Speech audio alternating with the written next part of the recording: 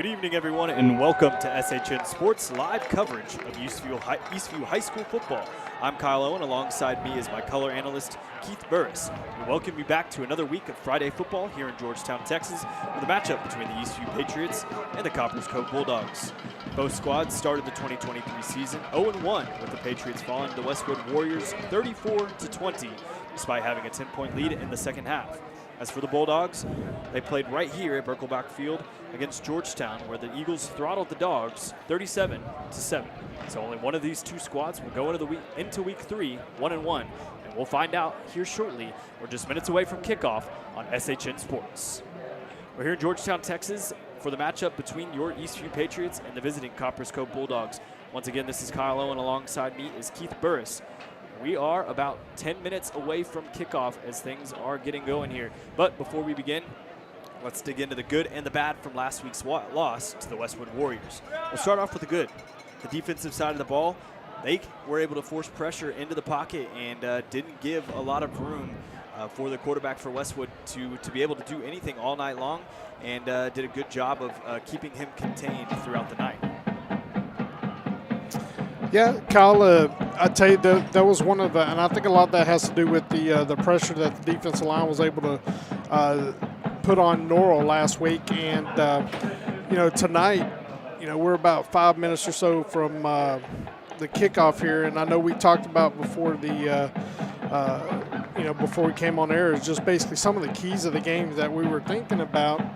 And number one, I would have to say that, going back looking at last week, we got the passing game going, and then when Westwood made adjustments and put more corners onto the field and into the secondary, it made it harder for us to pass. So we really had to rely on the running game. So I think one of the keys to tonight's game is definitely getting some balance, get the running game going.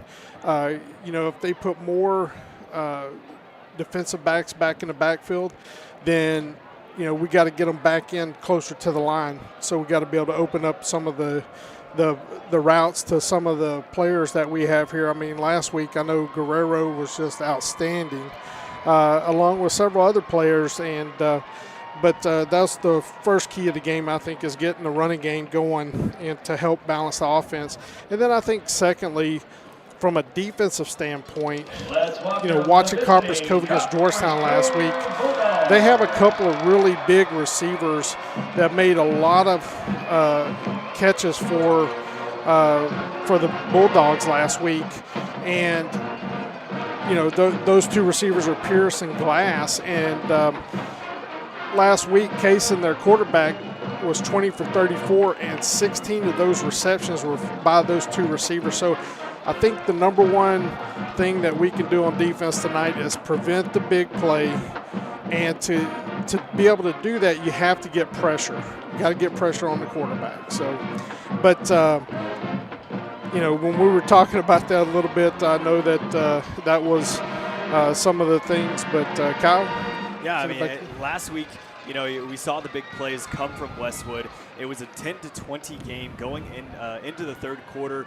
Halftime had a lead as well, and then as the third quarter continued, you saw a couple of those big plays from Westwood. A nice pass pass catch by the true freshman that came down, almost an 80-yard touchdown catch from the Westwood receiver, and then right after that, a big touchdown run by their player of the week, their running back from Westwood, just in doing.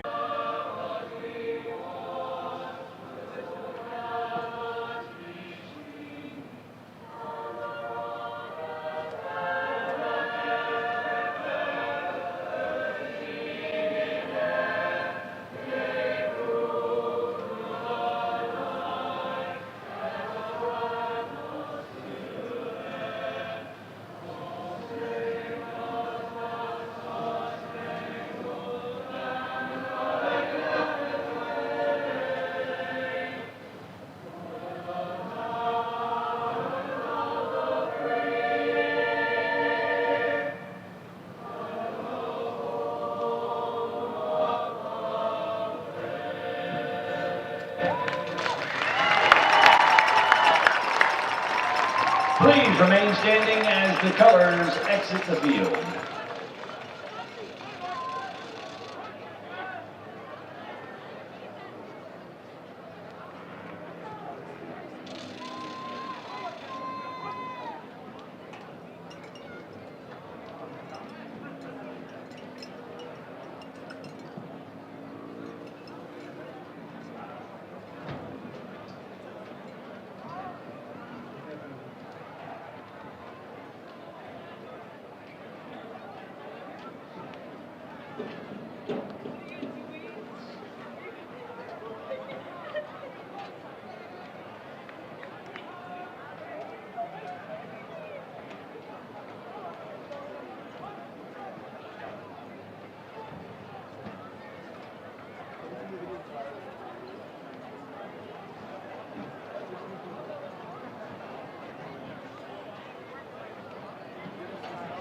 Thank you.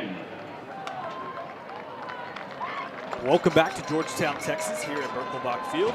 It's a big matchup tonight between the Eastview Patriots and the Copperas Cove Bulldawgs. It's going to be a fun one tonight, and we mentioned some of the things already that we need to look for throughout the game. You mentioned the two big wide receivers for the Copperas Cove Bulldogs, Christian Glass and Demetrius Pierce. They stand in at 6'5" and 6'3", respectively. The senior and junior wide receivers combined for 11 touchdowns last year, a little over 1,000 yards as well. So look for a big performance from them tonight as the Captains go ahead and take the center field, getting ready for the coin toss. Captains for the night for the Eastview Patriots: number 4, Kareem Edwards; number 1, TJ Duncan, who's back from his first game of the season; number 11, Ronnie Goldman III, who was a Defensive Player of the Week for the Eastview Patriots last week; and then number 55, Eunice Kibi. So 4 seniors on the field for the Captains for Eastview, as things are going to get going momentarily. But before everything gets started, you mentioned some of the keys to the game. You mentioned the keeping the balance attack on offense, and it was something that last week you mentioned it already, that the pass game was working well, but as soon as Westwood put more defensive backs on the field and was able to kind of lock down the coverage, the run game just was not able to get established. And the offensive line did a really good job in pass protection for the quarterback, Ty Blair, for Eastview, but just with the run game, they just weren't able to push upfield. Just were able to do a good job of keeping things around, but not moving forward. And so tonight we're going to hopefully see some more of the run game on the field and try to get that rolling against this Copperas Cove defense. Yeah, and I believe that going back and looking at Copperas Cove playing Georgetown last week, the Copperas Cove defense gave up like 382 yards in the air and 75 on the ground. So we definitely have a chance here to have a very good air attack tonight. But of course, most coaches will tell you, they look for balance, because it keeps the defense off balance, and who knows? I tell you, it's just a matter of time, I think, before that offense gets going even more, because at the beginning of the year, what's the first part of the teams that actually get going the best earlier, I guess, if that even makes any sense. But typically your defense comes around a little bit quicker than your offense does. And, it really seemed like last week with the Patriots, on the drives that we had, if you remember, we went a lot of no huddle and really picked up the tempo. And so I believe that, Coach Wall might be looking at that tonight too. So that's going to be fun. And one of the things I know, Kyle, you mentioned tonight was the actual jerseys that Eastview's wearing. It's a little bit brighter red, and they look sharp. Yeah, they do look sharp. And those helmets as well. We've got a chrome Eastview strip on the side, numbers on the left side as well, and just a beautiful look for Eastview. And I believe it's the debut this year, so looking forward to seeing more uniform Copperas throughout the season. But we're about to get things going here in Georgetown, Texas. Broken about here is the kickoff. Copperas Cove to Eastview. It's going to be a pooch kick to the left side down at the 25-yard line. TJ Duncan gets his hands on the ball for the first time. A 10-yard gain on the return down to the 35-yard line to get things started.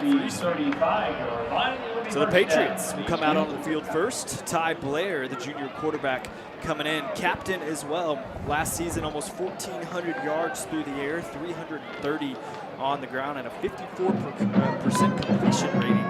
Had 134 yards per game, and had a good game last week as well. Corbin Guerrero, who standout sophomore, came up and had 2 touchdowns last week in his first game. So we'll see how things can go in here. First snap, Ty Blair, shotgun formation. He's got it off. TJ Duncan drops the first pass in double coverage in midfield. Yeah, looks. Passing yards last week. Georgetown was able to put on the Bulldogs. We'll see if one game can't get established. Trips right to Ty Blair. As I was mentioning too, Kyle, is the no huddle. Here goes Corbin Guerrero, and a big pass caught. No, he dropped it right at the 40-yard line.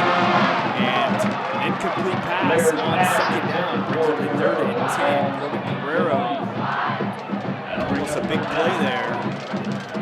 As both teams thought it was advanced, but we'll be moving things back to the original line of scrimmage at the 35-yard line. Minute and 15 seconds of tip off the clock so far on this one.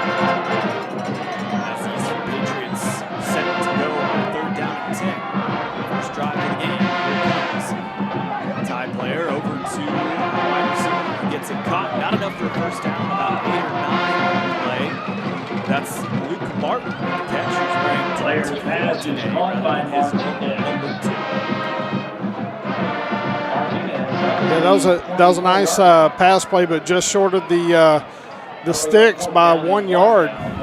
Now no man's land at the 44-yard line. 4th down and 1. Coach Wall looks like he's going to go for it here, and maybe we'll see a run play down the middle. Big defensive lineman up front for Copperas Cove. A couple solid guys in a 3-4 stance. They're going to go for it, and he's got enough for the first down. On 4th and 1. It's 2 yards on the 46 yard. I tell you, Kyle, on stuff like that, that's what you love to see. You just line up and say, you know what, I'm going to push you off the line. My guys and that's better than your guys. Yeah, so that's the kind of football I love. So first down and 10 once more from the 46-yard line. Motioning to the left. Kareem Edwards. Kareem Edwards out to the left side now. Ty Blair shotgun formation. He's going to go over his right. Looks upfield, doesn't have a man, so he'll take it himself. He gets about 8 on the play, steps out of bounds after a couple of moves, and they will give him 8 down to their 36-yard line in Bulldog territory, and a 2nd down and 2 coming up. 8-yard gain on the play. 10.5 minutes remaining in the first quarter. A minute and a half has ticked off. You love to really see that, Kyle. If you don't have the receivers open, you know that somebody is uncovered. Of course, in this case, it's the quarterback, and you love to see him just tucking and running. And a play action pass. This one to Luke Martin down the field to the 30, and then some. We'll get a first down inside, almost the way side.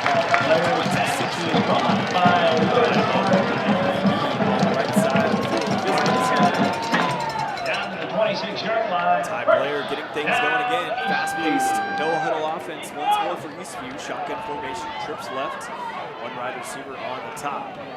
This one's going to be a quarterback keeper. He'll get a couple yards, just about 5. Blair on the quarterback keeper. 5-yard gain. So 2nd and 5 coming up for Ty Blair and the Patriot offense. well, Coach Wall's going back to no huddle and really is starting to gain some momentum here. Keeping that Bulldog defense off balance. Here comes the shotgun formation from Ty Blair. He's going to roll out to his right. 2 defenders on the ground, and he'll have to take it himself. But behind the line of scrimmage, he's going to be forced out of bounds, losing 3 yards, 4 yards on the play. Bringing up 3rd and 9 now at the 25-yard line.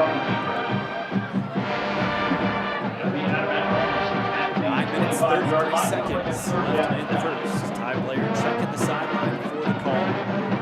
Offense is going to flip. Running over to the other side, Corbin Guerrero as well as Philip Brown. Lining up to the right side, Kareem Edwards and Ty Blair. They'll push it over to the left, out wide. Shotgun formation, empty set in the backfield. This one's going to get over, and a nice catch there by Guerrero as he picks up one for a first down inside 15-yard line. You know what I like right there is Guerrero just kind of went just past the sticks there and turned around, sat down on the stop pattern there and made the catch. And looks like we got a holding call on the Eastview Patriots, so that's going to come back. I saw the referee tell the chain gang to stay still. Now we know why. A holding on Eastview. It'll bring up a third down and 19. The first and 10 inside the 15. So Ty Blair trips left. Kareem Edwards on the left side as well. One wide receiver up top. I believe that's Guerrero. He'll look left, go back right. This one dumped off and caught by TJ Duncan. Not enough for the first down. Here we're down to 9 for the 25. But the question is this going to be enough for Eastview to go for it? Or is it a field goal territory? Can they get this 42-yarder if it's lined up here? Doesn't look like they're going to, and deep in Bulldog territory. If you turn it over on downs, the 24-yard line is where the Bulldogs will start. So 4th and 8. And the Patriots are going to go for it here in the first quarter. 2 wide receivers up top and bottom. Ty Blair, shotgun. He's got some pressure, gets out of the way. He's going to keep it himself, it looks like. Gets out of the side and gets enough for the first down inside the 15-yard line. Down to about the 12. They will all count out the 12. That sets up a new set of downs for the Eastview Patriots. I'll tell you one of the things I like right there, not only is the decision by Blair to run, but Guerrero was right there. He could have tried to make the block, but sometimes when receivers do that, they have a tendency to, to get a blindside block, and it's good that he decided not to do it. And great. Guerrero absolutely smothered. Comes down with the ball as the DB wanted to come up with it, but Guerrero knew he had it in his possession all the way down. That may be a new set of down once more. Nope, they'll mark him at the 4. So 2nd down and 2 with the 2-yard line being the yard of the game. I think right now anything goes. Seen a lot of passes so far, but a run situation here. Yeah, we haven't had a run and play yet other than a quarterback just tucking it and going. So Kareem Edwards in the backfield with Evans. Here goes Guerrero up the middle on a jet sweep, cuts it inside, and he won't pick up anything. If anything, he loses a yard. They'll say his momentum stops at the 4, won't lose anything, and bring it up 3rd and 2 with 7:50 and counting left in the first. I think they were trying to do a little misdirection there. So Guerrero came over on a jet sweep attempt. Instead of running all the way across, came right up the middle, and looks like Coach Wall is going to have to call a timeout. Frustrated at the referee crew, saying maybe some choice words, but keeping things going. Well, I think Coach Wall realizes here that, we can. You got 3rd down and 2. This is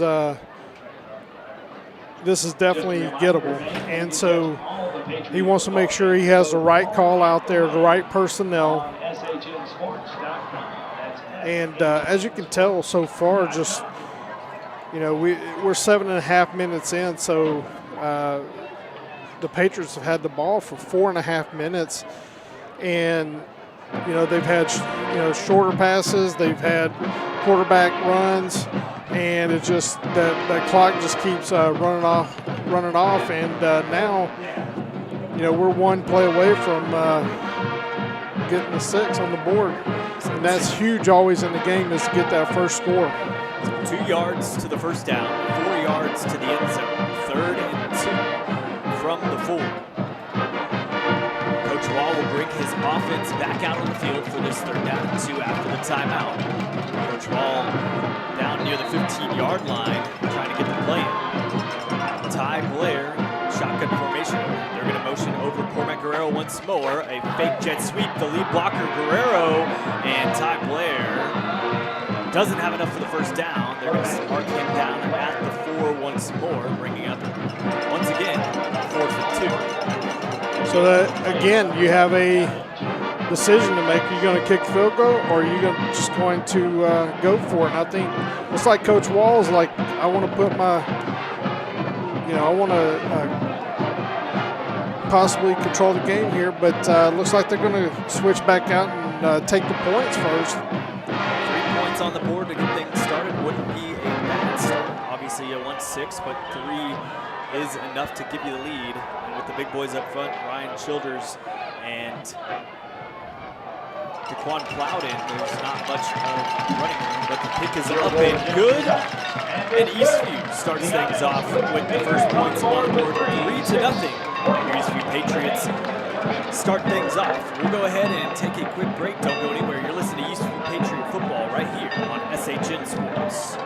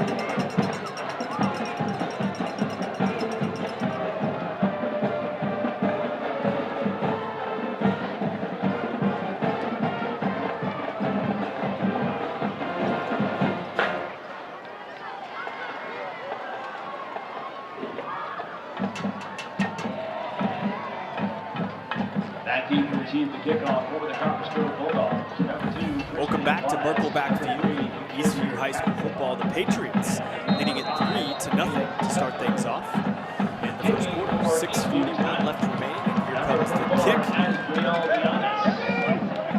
by Astro Denias. As this one goes back through the end zone.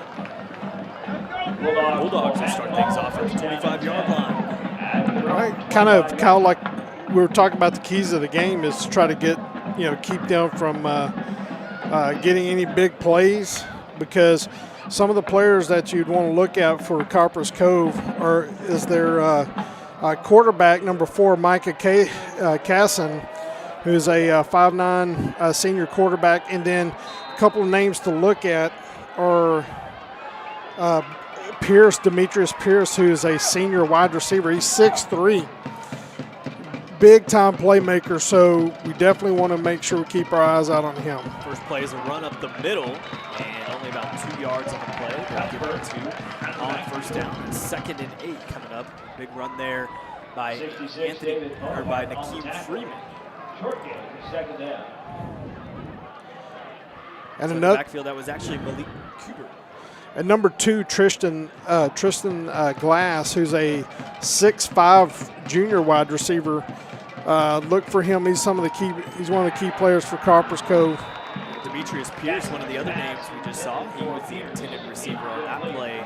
Incomplete on 2nd down to bring up a 3rd and 8. And folks, we have a couple of some more key players I have to look out for Copperas Cove. Is our offensive line. They got a huge offensive line. They have number 55, Michael Uini, 6'8", senior offensive lineman. Handling the defensive line right now for Eastview. This one in the middle, but dropped at the 50-yard line. It would have been a big 1st down. Incomplete pass from Arthur Miller. So big pass from Micah Casson to Arthur Miller, just incomplete at midfield. And that's going to be a 3-and-out to start things off, as couldn't ask for anything better there, Kyle, because right after you score, what's the first thing you want to do as a defense? Just shut them down, get that offense back on the field, and get them rolling. So the punter for the Bulldogs, number 1, Demetrius Pierce, the 6'3", 190 wide receiver, gets this one off only about a 25-yard punt, but it does take a Bulldog roll, and will keep moving down inside the 35-yard line to the 32.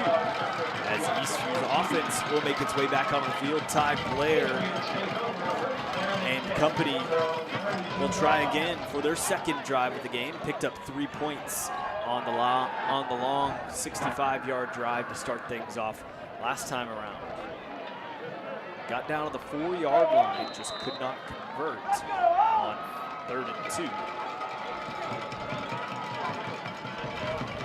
So Ty Blair in the backfield once more. Next to him, Jalen Edmondson. He's going to take this one, shotgun pass. Edmondson out wide, but pass incomplete at its feet. Yeah, I think so far, Eastview's only run the ball maybe one time when they handed it off to Guerrero down inside the 5. The only other time would have been that 4th and 1 right here about the 40. And just not seeing much from the ground from Eastview, but good offensive plays in the air. Here comes another one. This one dumped off to Luke Martin. He's got a couple yards and then some. He gets down to the 42-yard line, and they may give him a first. So it is a first down for Eastview and the Patriots as they move the chains. Martin's had a couple of catches tonight so far, and really it seems like when Blair's looking for somebody, he either, he just seems to find Martin, a few times during the game. So, this one, we saw this last week, a couple of fumbled snaps. Ty Blair able to get a hand on it just behind Luke Martin once more. You mentioned that the kind of just the guy that you throw to at the end of the day whenever you have nobody else. That's what he did there. Just could not get it on target to Luke Martin. But good recovery by Ty Blair after the snap went over his head. Got to roll out to the right side. And yeah, they had a couple of issues on the snaps last week, and it's early in the season, so I'm sure the coaching staff's been working on that piece. But Blair did a good job of getting the ball and getting it out, so we didn't really lose any yards. And a fumble. Yeah, a fumble from Jalen Edmondson as he drops the ball in the backfield on the exchange. 3rd down and 12 coming up now for the Eastview Patriots from the 40. So 5 minutes remaining here in the first quarter, and it's only 3-0. Eastview in threats of getting out of here on a 3-and-out. Last time had a 64-yard drive. Kicked a field goal. Ty Blair, this one, he's got Guerrero deep and dropped at the 30-yard line on 3rd and 12. So the punt team will have to make its way out onto the field for the Patriots. I tell you, a lot of times after you have a play like a snap, that goes kind of errant, it just kind of gets you out of rhythm, and also it puts you in a position there where you had to throw the ball down the field, because if not, you weren't going to get the first down. Up, and it'll land about the 30. Takes a Patriot bounce inside the 20 now. Finally gives it a stop at the 19. And they'll mark it at the 20, and that's where the Bulldogs will begin with 4:35 left in the first. So been mentioning Cormac Guerrero a lot tonight, but we also mentioned him a lot last week. Guerrero, the Austin American Statesman Centex Player of the Week, 15 catches, 205 yards, and 2 touchdowns in the sophomore's debut for Eastview. So you're listening for that name all season long. So the defense back out on the field for the Patriots. 2 wide receivers stacked over the right side. They're going to dump this one off in the middle. Picked up about 4 on the play. As Trishan Glass, 6'5", 185 junior wide receiver, picks up 4 on first down to the 24-yard line.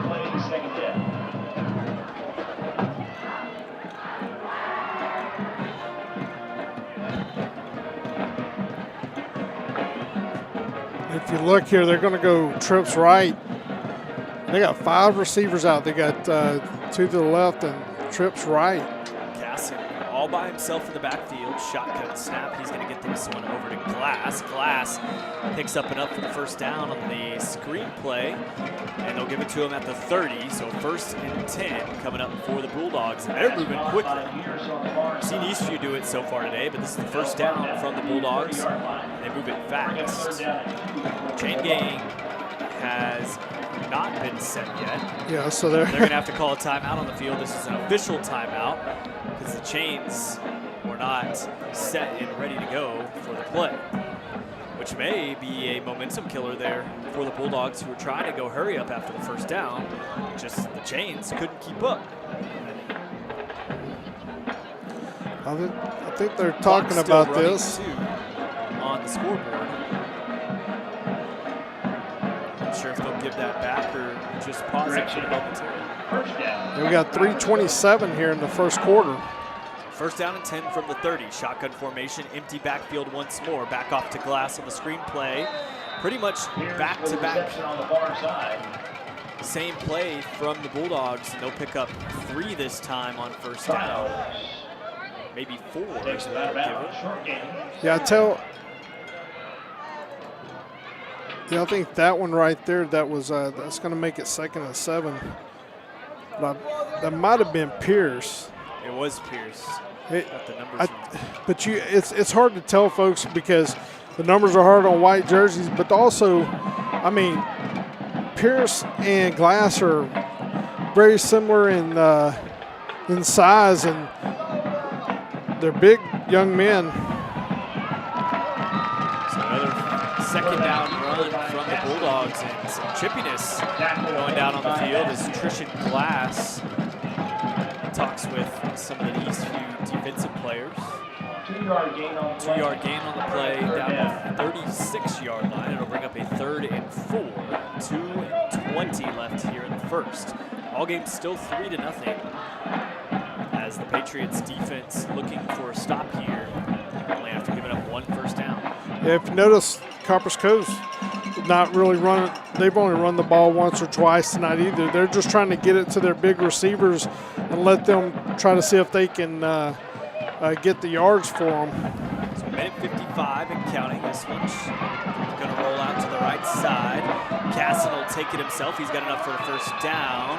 And pushed out of bounds by Ronnie Goldman III, a senior defensive back, but not before Casson picks up the first down at the 46-yard line in Bulldog territory. So creeping into Patriots territory. That was a good play action by Casson, because, as you can tell, they faked me out doing the camera as well. So first down and run, only about a yard on the play as the big boys up front do their job and keep things at bay. A couple guys on the tackle for him, Caden Childs, as well as Jacob Rodriguez in the mix. I'll tell you, that's somebody we called their name a lot last week as Caden Childs. Caden Childs, Defensive Player of the Week for the Eastview Patriots. I think actually defensive player it was Grover Moore III, so my apologies. This one, shotgun pass in the middle of the field. He's got some room to run. That one, Arthur Miller, another big wide receiver for the Bulldogs, 6'5", 180 junior. Yeah, I think Caden Childs last week was Special Teams Player of the Week and had a lot of really good plays last week.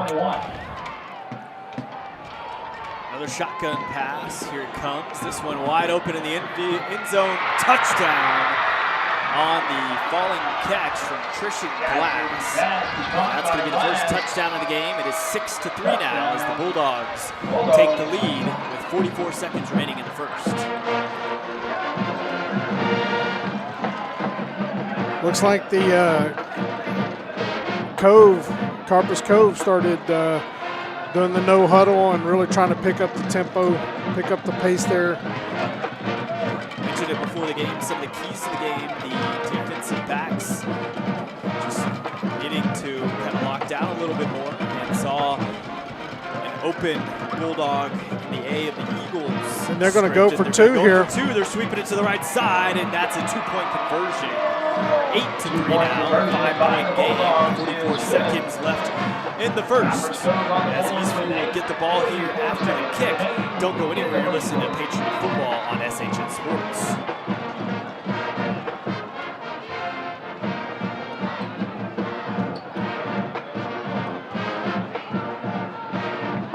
There was a flag on the 2-point conversion.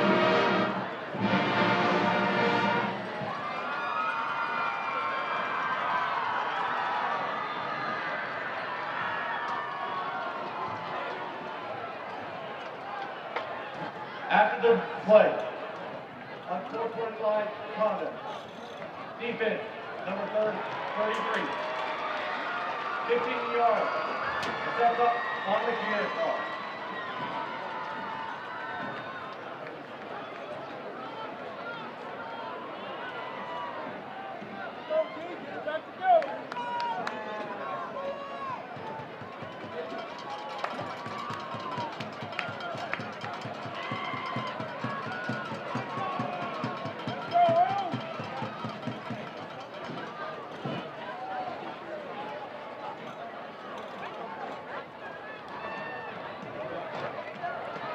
Welcome back to Birkelbach Field as the Copperas Cove Bulldawgs have taken an 8-3 lead, converted on a 2-point conversion after a touchdown pass to Trishan Class. If you're noticing anything different about the kickoff, starting Guerrero, number 23, 10 yards, Omar Gutierrez 15 yards forward than the 40 as the and number 1, TJ Duncan. referee crew moves it up 15 yards to the opposite 45-yard line, and that's because number 33, Luis Castillo, the senior inside linebacker for the Eastview Patriots, unsportsmanlike conduct on the play Kicking for after the Bulldogs the tonight, conversion. number 49, Christian Luna. We will start things off from the 44, and I would be surprised not to see an onside kick here, something to try to get the hands back into the offensive Bulldogs. And here it comes. This one goes 6 yards and just stale, and only go 9 as the Patriot falls on it, and they'll get the ball at the 36-yard line, so only 1 yard closer than where they started their original drive in the first drive of the game from the 35 after a return from TJ Duncan. That was a good call there, Kyle.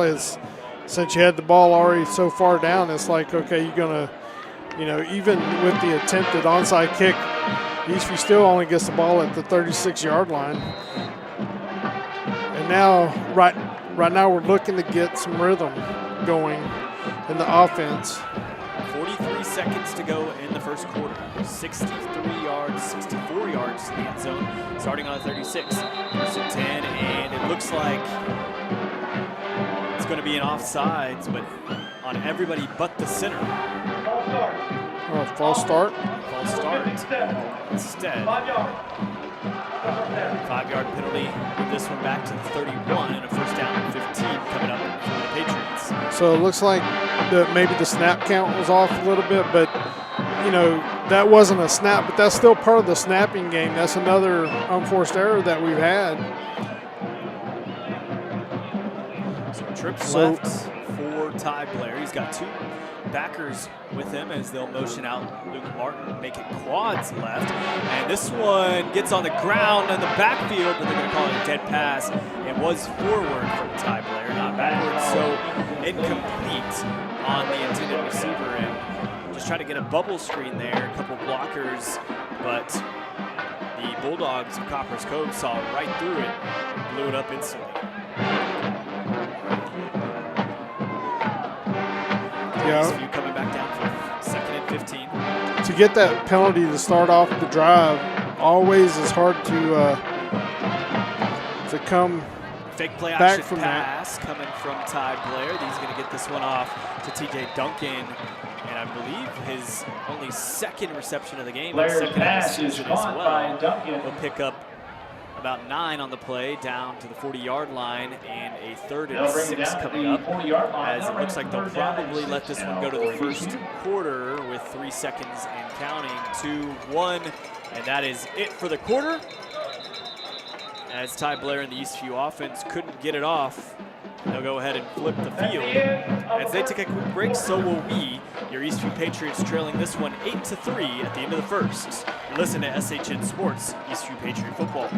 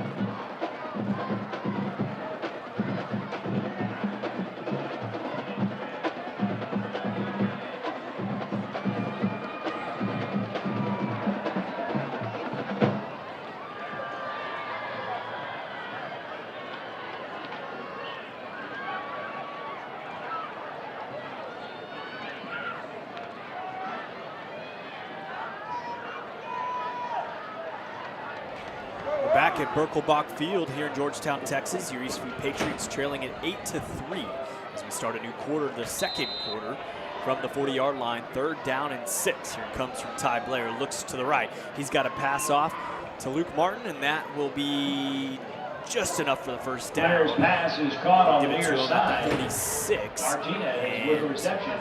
They'll move the chains. And a 1st down and 10 coming up for the And that's Eastview enough Patriots. So for the Patriots. good first down play there. Martin did a good job. Yeah, Martin did a good job just pushing past the first down and got just enough. Ty Blair, play action pass. This one off to TJ Duncan, and a good pass and catch by the duo. Pass is caught by Blair Duncan. and Duncan. And 1st down on 1st down for Eastview, and they're going to hurry this one up down at the 37-yard line. They've got 2 defenders running off the field. Copperas Cove does, and Eastview trying to get set before the defense is. This minute is ticked off so far here in the second. 1st down and 10. Ty Blair shotgun formation, 2 wide receivers to the left, and this one off to Edwards. Edwards gets met at the line of scrimmage. He has nowhere to go as they'll bring up the 2nd and 10. 8-3 here still, 11 minutes and counting left in the quarter. Yeah, you definitely want on this drive to come away with some points. TJ Duncan way outside the right side, down below the numbers. Luke Martin in the backfield and can't figure out the play. They'll have to call a timeout. And Eastview uses their 2nd timeout of the half. Only have 1 remaining. We'll go ahead and take a quick timeout with them. Don't go anywhere. This is Eastview Patriots football on SHN Sports.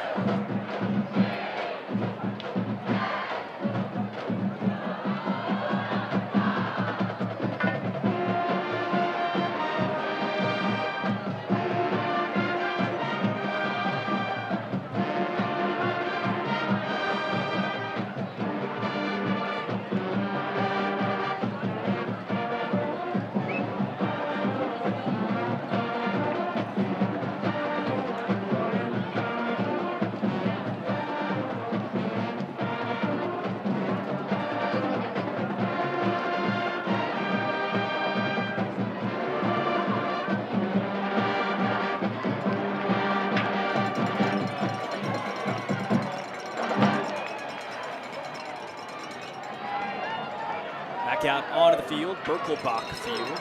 Eastview 2nd and 10 coming up. We're going to toss this one to Guerrero and back to Ty Blair. The first time we've seen it. And they've got Luke Martin down the field for a 1st down, but only that as see is down at the 20. Pass is complete downfield to Martinez. There is a flag in the backfield. Flag on the field, so we'll have to figure out what that is. And it looks like the play will be going back. That was a good idea right there. And what are they calling?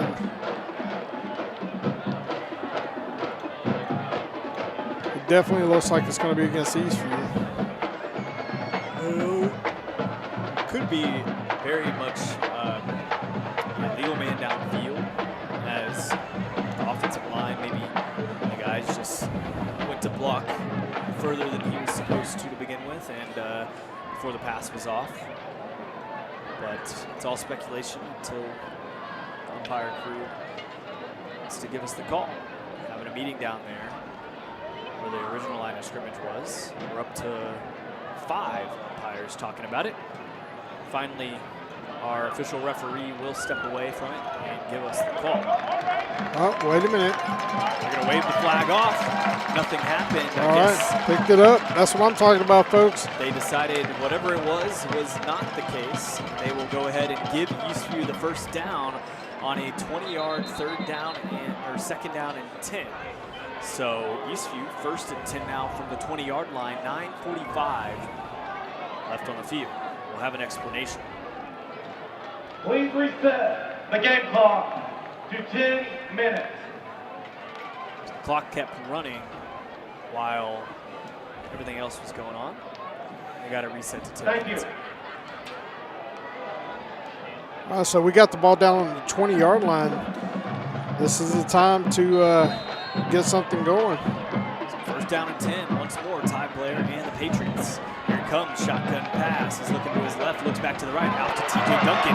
He's got a couple yards and flipped on the play, but well, finally the ball doesn't hit the ground. Pass So is it's at the 10, so caught that's a by first TJ down Duncan. and 10 from the 10-yard line. And it looks like no, they'll give it to him at the 11 rather than the 10. So second down and 1 coming up for this. Maybe we'll see only our 4th running play of the 9.5 minutes remaining in the first. 2 wide receivers off to the left. TJ Duncan on the right. Here he comes from Ty Blair. He's going to hand it off to the running back Edwards. Edwards cuts up the field, enough for a first down inside the 5. Handoff goes to Edwards out of the backfield. At They'll bring it down at the 4-yard line. and a first and goal. Bring first down and goal. That was a nice run right there, and that really just opens up the playbook right now for the Patriots. One more time, they're going to hand it off. Same play. This There time you cuts go. in the middle and touchdown. Kareem Edwards. Sorry about that, folks. I was getting excited myself, so I kind of overran the play myself. But great job. Last 2 plays, decided to just run the ball, and guess what? We got us a TD, folks. It's 9-8 now as Eastview comes out with the swinging gate. Not sure if they will continue with that play. They will not. They'll go ahead and put the kick team out there instead. They did this twice against Westwood, lined up the swinging gate to kind of see how they would line up. Ended up kicking it anyways. So 9-8, 8:56. We're in the top of the 5th inning. No, just kidding. Good And job. the kick is up and good as it nails the scoreboard. Kind of a line drive. We're going to go back to baseball references. Through the uprights. Didn't have much rotational spin on it, front to back, or just kind of a rugby style looking ball, but it's going to be the extra point for Eastview and a 10-8 game now as your Eastview Patriots take the lead here with 8:56 remaining. We'll go ahead and take a quick break. Don't go anywhere. You're listening to Eastview High School football on SHN Sports.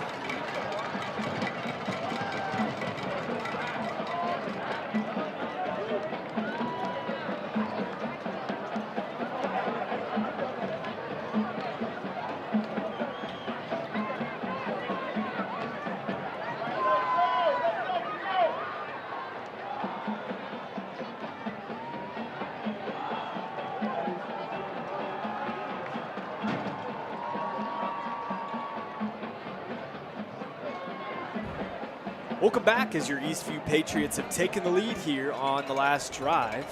It's now 10-8 as Eastview's set to kick it away to the Copperas Cove Bulldawgs. And a good team effort there for Eastview. Took it from had the beginning of the drive in the first quarter. This kick is up, line driven down inside the 5 and caught by the return man. Looks like Glass as he'll cut it outside and be pushed out of bounds at the 30. And it looks like we may have a block in the back and some pushing and shoving going on. As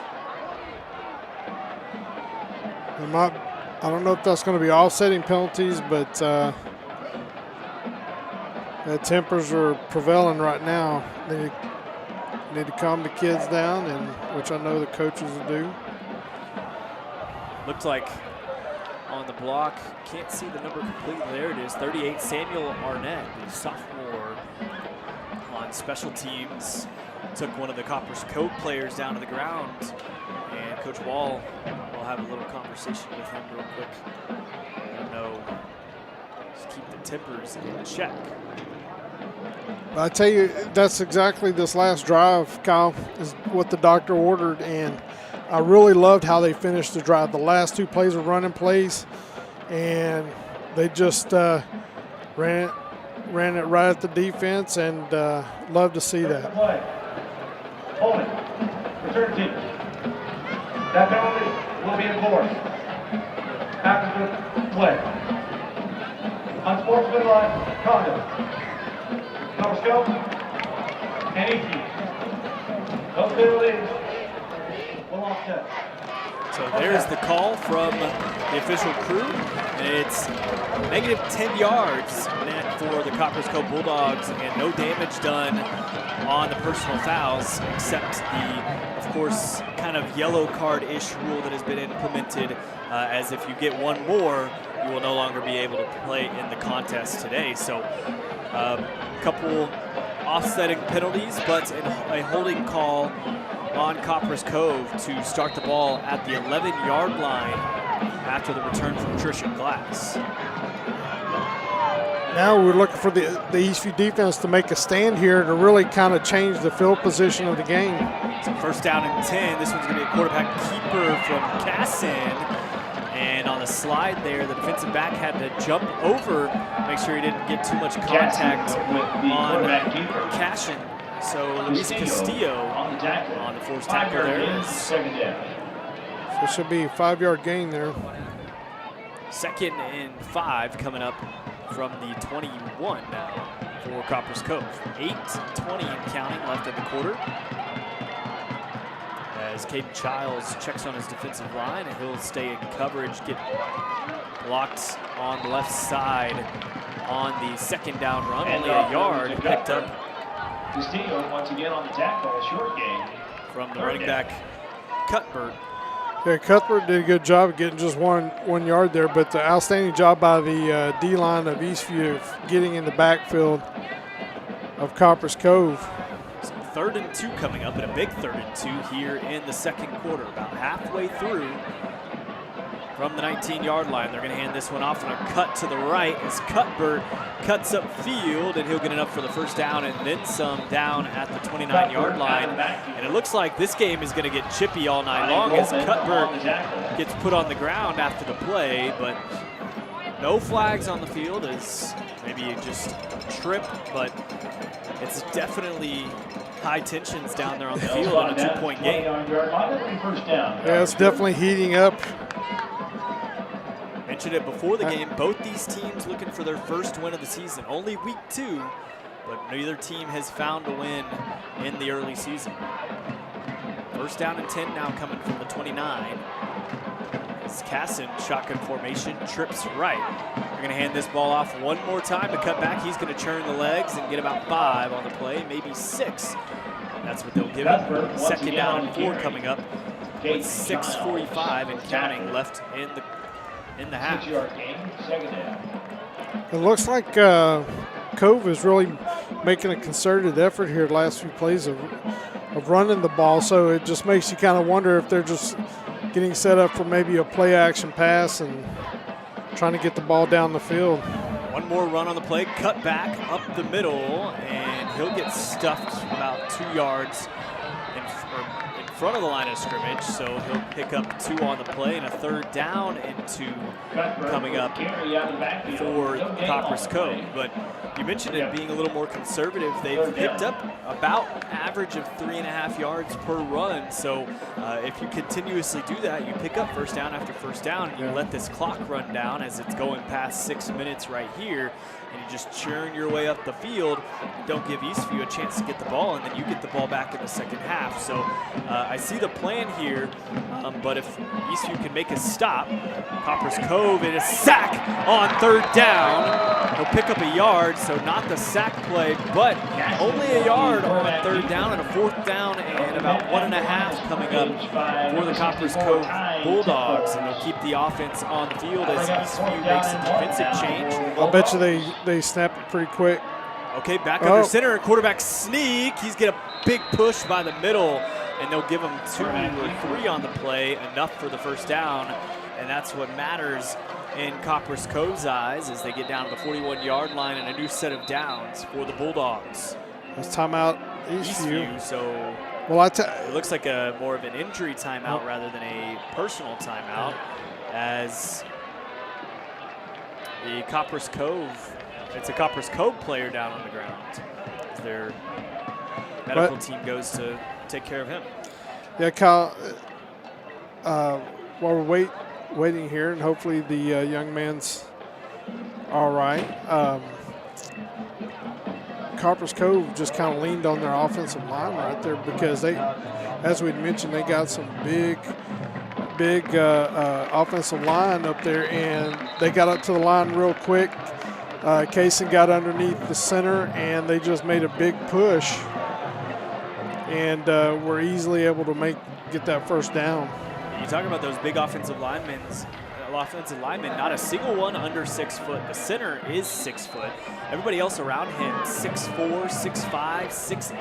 I mean, massive guys out there on the front end. And the tight end doesn't help. He's 6'2", 235 as well. Might as well put him on the other line too. Here comes a big pass from Casson and overthrows Tristan Glass with Grover Moore the third on the coverage there. That'll bring up a 2nd down and 10 after the first down incompletion. Yeah, after running the ball so much, you could tell all of a sudden they're like, okay, we got a 1st down and 10. Got a few plays to play with here, and decide to go for it on one of these early downs. Couldn't catch Moore sleeping, and I don't think that will be easy to do almost ever, as Moore, the Defensive Player of the Week for Eastview last year. Consistent guy there. Or last week, consistent defensive back for the Patriots. So another shotgun formation, and they're going to call a flag before the snap on 2nd and 10. We'll see if it's delay a game.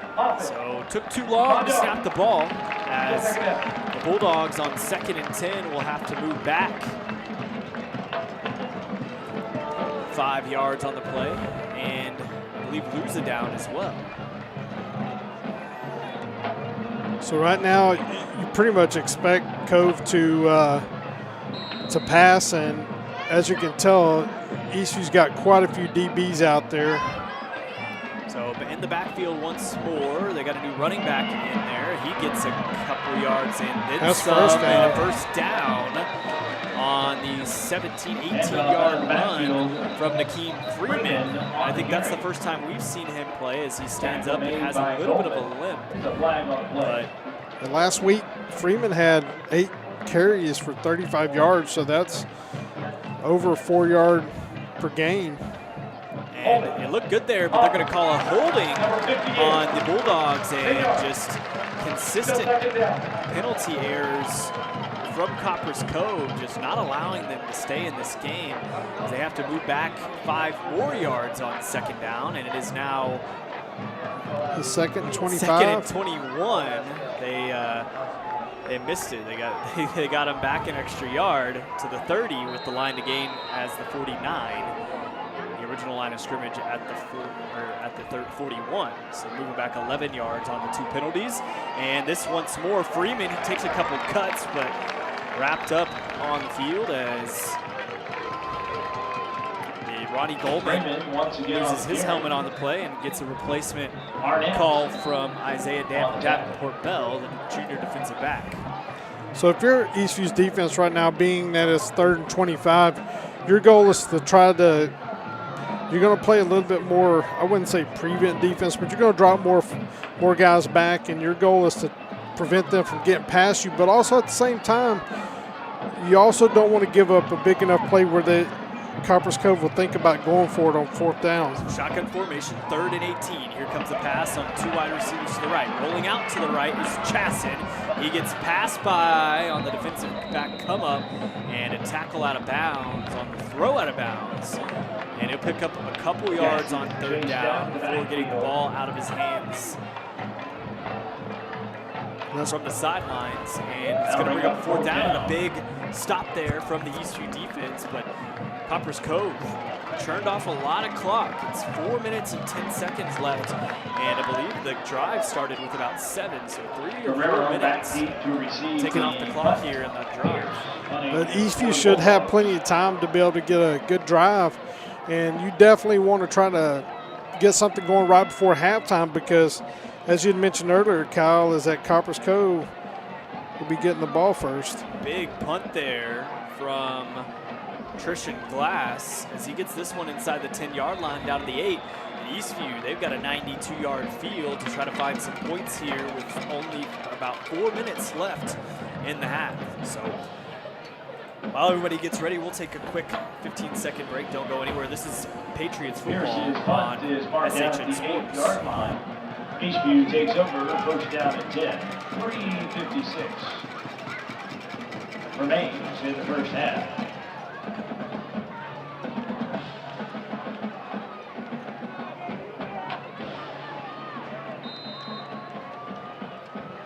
What were you saying? Back out onto the field, the Eastview Patriots offense, Ty Blair and company, as they try to march their way 92 yards to the end zone with 3:56 left in the half. They'll motion over Luke Martin to the inside onto the right side, 2 wide receivers. One to the left, TJ Duncan, and that will be an incomplete pass as Duncan slide and drop. About a 4-yard incompletion. 2nd down and 10 coming up after the short incomplete pass. It's got plenty of time. Definitely plenty of time. Only 1 timeout, though. Going to have to work the field. Trips right. 1 running back to the right, and TJ Duncan on the top. They're going to get this one all by himself. That's Guerrero instead, and over the top, just cannot come down with it. As Cormac Guerrero slow to get up, but looks to be all right. A little bit of a limp, but he will get back behind the line of scrimmage.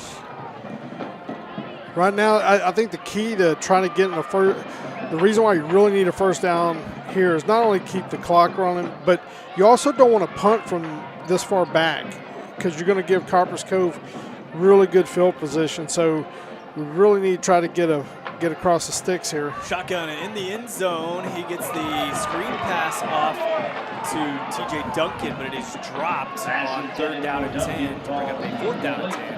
And a turnover on downs forced by the Copperas Cove Bulldawgs. As we switch around, Cormac Guerrero getting talked to by one of the trainers. He pointed to his upper right thigh, maybe just a kind of a Charlie horse or something over there, just trying to get it loose, but limping a little bit on the sideline right now as we're going to have to punt this one away deep in the back of the end zone. Big punt, but short punt, rolls and takes an Eastview bounce down to the 36-yard line, and the Bulldogs are going to have a short field with some good time, 3.5 minutes left. Yeah, I think that, Kyle, that drive that we had, I think lasted literally 32 seconds, maybe. Not even. I think it was 21. Okay, yeah, it wasn't much. 6 with before, so 21 seconds total on that drive. And if if you want to keep yourself in the lead here, 10-8, you got to be able to at least run some clock off on your drive. So now Copperas Cove with the ball on their own 36, or on Eastview's 36-yard line, and they'll get the ball after halftime as well. So empty formation in the backfield for Kaysen as they'll motion over Cuthbert into the backfield from the wide receiver position back down. He'll get a quarterback keeper on the play, and enough for the first down, but the fumble on the play, and he picks it up. Eastview has the ball, and that's Eastview football at the 26-yard line, 27-yard line. And we have another. I think this is going to be maybe personal foul against number 50 Looks like for Copperas Cove. Luis Castillo on the play as well as after the play, as well as 50 for Copperas Cove. That is June Tanner, senior tackle. Yeah, I think that right there, I think they were pointing number 50, Dominique Weich. Let's see what they say here. It's the center After also the play, playing. unsportsmanlike conduct. Number 50, Copperas Cove. 15-yard penalty. First down. So that right there just gave us even more yards. And now we're back in business, folks. So what was a dead drive, had to punt it, gave Copperas Cove the ball at their own 36. On the first play, a quarterback keeper picks up 10, and then on his way down to the ground, the ball gets stripped, and Eastview picks it up, and then after the play, a unsportsmanlike conduct to add 15 yards, and so what was nothing turns into 30-plus yards downfield as Luke Martin able to pick up 3 on first down, and a second down and 7 coming up with 3 minutes remaining in the half. 10-8 still as Eastview leads it. Ty gets the pass off, and it's tipped in the air, and some more pushing and shoving going on as Luke Martin gives Anthony King, the backup quarterback, or not Anthony King, my apologies, Anthony Jackson, outside linebacker, a little shove after the play. Nothing called on that one.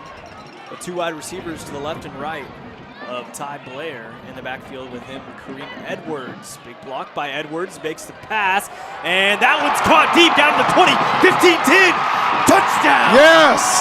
Patriots, TJ Duncan to the house. That was nice.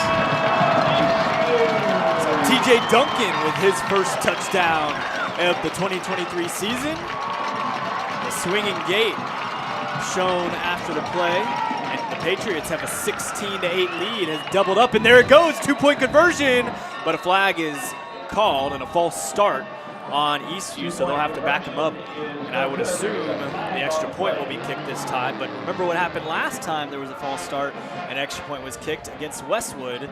It was missed. Yeah, and that was after a penalty as well, and I think we were up 20-10 at that time. But right here, I tell you, the momentum shift has been just awesome. I mean, the defense comes up huge and gets a turnover, right, and it happened right after our offense really couldn't get anything going, and our defense stepped up. Kick is up and good, and the 25-yard extra point makes it a 2-possession game with the 9-point lead, 17-8, 2:46 remaining in the quarter. So we talk about short drives. The last one was short for a bad reason. This one short for a good reason, as Eastview takes a 2-possession lead with 2:46 remaining in the half. Well, this just shows you that you have to have just all phases of the game actually working for you. I mean, you have to have special teams, you got to have offense, you got to have defense. Yes, the offense scored that one, but you know what? We can chalk that one up to the defense and, hey, offense, you know, I know you're a little bit down, but guess what? We're going to pick you up. And the offense immediately, you can tell, just had a little bit more pep in the step, and just an awesome play. And what do you think about Duncan? Duncan's been a big part of the game tonight, and I know he didn't play last week, but you can definitely he's saying, I'm back, I'm here, and I'm ready to roll. So he had a big season last year, almost 500 yards, and over 15 yards per catch at a long of 62, and got pretty close on that one. I believe it was only about 55, but still a great run and catch there by TJ Duncan, and a nice pass as well by Ty Blair with, just hitting him in his stride and getting him down inside the 25 and able to run that one all the way to the end zone to take a 2-possession lead, 17-8 now. The Patriots. The kick from Eastview. This one caught by Glass down to the 20. Takes it out the outside. He's got some room and a big hit there by the kicker as Asriel Dianis just lays out Glass on the sideline, and you don't get to see that often from the kicker. They'll take those chances. He's sticking his nose in there. They'll take those chances as much as they can, and usually, those are the last people, the last line of defense, and so a good saving catch there, or saving tackle by the kicker to what could have prevented something big from Glass. So first down and 10 coming up from the 37-yard line for the Bulldogs. 2.5 minutes remaining in the half.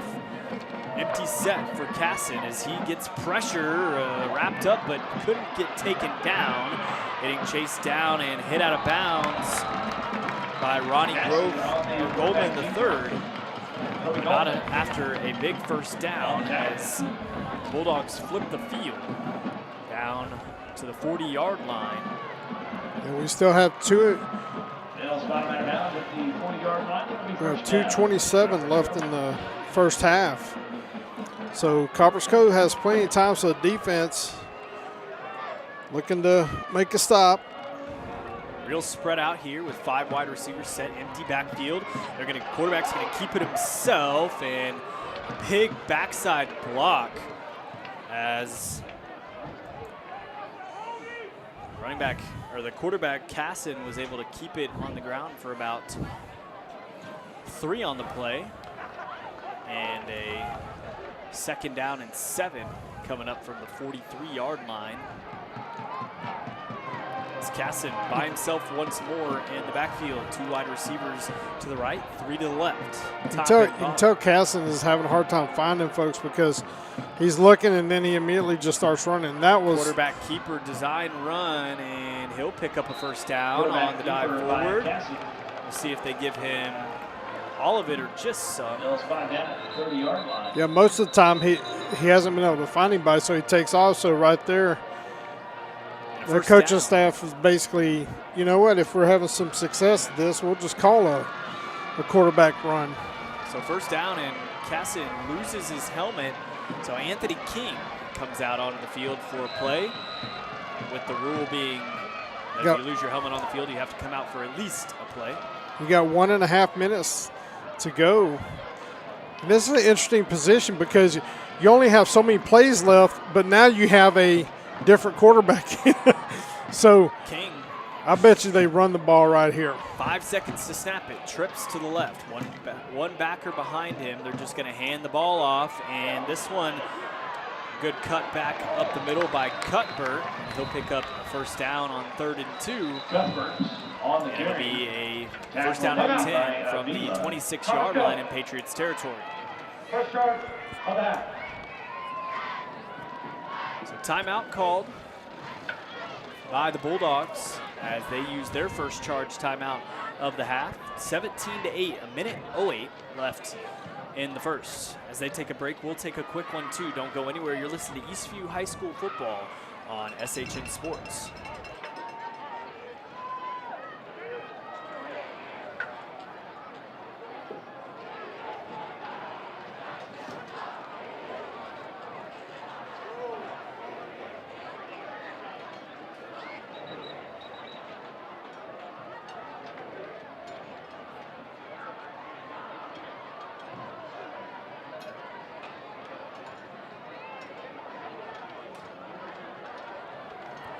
1 minute, 8 seconds remaining in the half as the Eastview Patriots hold on to a 17-8 lead. First down and 10 coming up for the Bulldogs, and here comes the first down play. It's a run up the middle and enough for the first down as things are still chippy on the field. I'm sure it will be all night long, especially if it stays this close. The first down and 10 down to the 15, and Copperas Cove moving quickly. Trips to the left. One wide receiver up top. They're going to hand this one off once more to cut back. He's got some room and down inside the 5.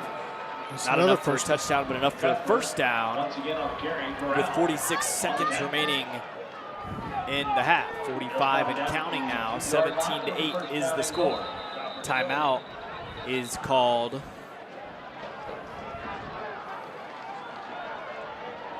by, I would assume, Copperas Cove.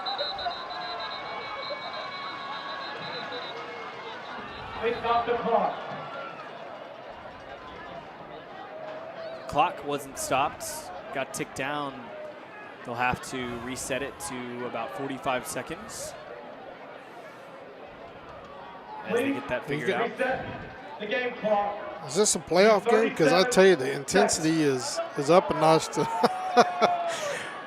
You can tell that both teams really are wanting this.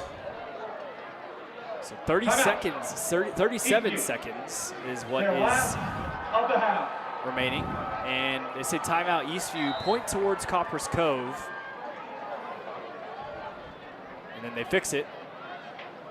And it is Eastview's timeout, the final timeout of the half, 37 seconds remaining. The Bulldogs do have 2 remaining, but they've got 2 yards to the end zone. Well, they pretty much have run the ball just to get down this far, so I don't see them doing anything different right now, Kyle. Unless you want to throw up one of the balls to a 6'5" guy in the corner of the end zone, but here it is, cut back with a cutback, and he gets the touchdown on the play. He gets stuffed in the backfield, but not before he can break loose of the tackle. Cuthbert gets a touchdown to bring this one within 3 points pending the PAT. So 31 seconds, 17-14 now. Eastview still leading it, but much closer than it was moments ago.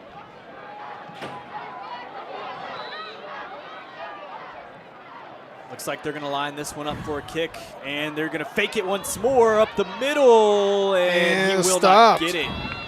It's stuffed and keeps it within 3, so 17-14 the score here in Georgetown, Texas at Birkelbach Field. They're going to flip sides and get ready for the kickoff. We will as well. Don't go anywhere. You're listening to Eastview High School football on SHN Sports. Bulldogs on the board with 14, 31 seconds remain in the first half.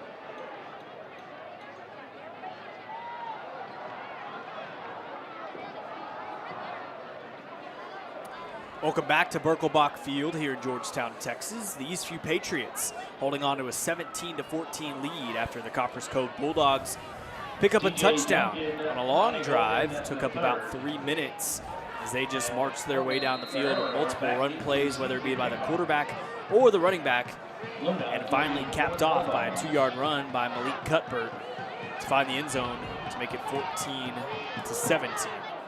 Big kick down at the 10-yard line, caught by Guerrero. Guerrero up to the 25, takes a couple cuts, gets out of a tackle, breaks another one, but finally met by 3 or 4 Bulldogs, and Guerrero just, I mean, it takes the whole team to get him down as more and more pushing and shoving going on. It seems like every play now, Kyle, that somewhere on the field, somebody's having to separate Patriot from a Bulldog. And this time it was the kicker. Somebody was holding on to him, trying to make him kind of get back for get back for him, or from getting that or the kicker who was blocking in the front. He was getting absolutely manhandled down there in the middle, and just had to get separated there, and trying to probably get back for the big hit he laid on glass, and a good one it was. And any teammate would try to do that. And we've got quintuplets on the left side with Ty Blair by himself in shotgun formation. This one to Guerrero. He's got some space, got blockers in room. He's got about a 20-yard gain, and finally out of bounds inside the 45 to the 47-yard line. And that could have been something there. Could have been a touchdown. Just came out, or just faded towards the sidelines a little too much. That was a good play call. I mean, it was a safe pass. It was a safe pass, and once more, just flip the script. Defensive back gets back there, and a couple big blocks, and that's another first down for Guerrero on the bubble screen with four blockers in front of him. Looks like they're gonna try this one more time. Well, I think they're gonna throw it in the end zone. They're gonna. Or are they gonna call into the half? Halftime. And that is halftime. So they tried to get a spike off to give them some extra time, but not enough, as this one goes into halftime 17-14. We'll give you the band show as well as some keys to the rest of the game when we get back here, but we will go ahead, give y'all a couple, about 15 or so minutes of break and some sights and sounds of high school football and here in Texas, but don't go anywhere. We'll be back shortly.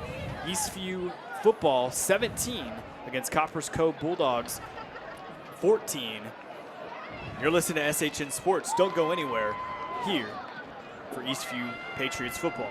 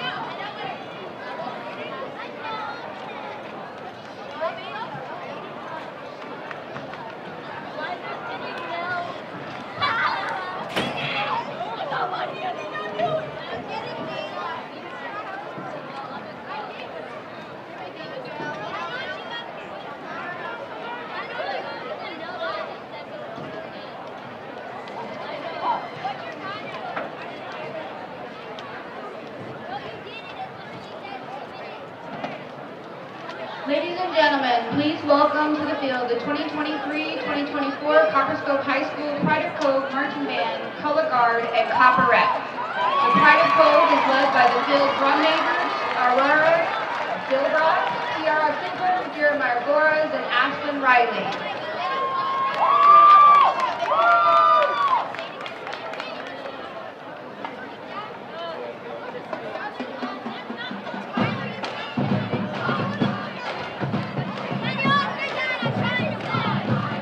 The 2023-2024 Social Officers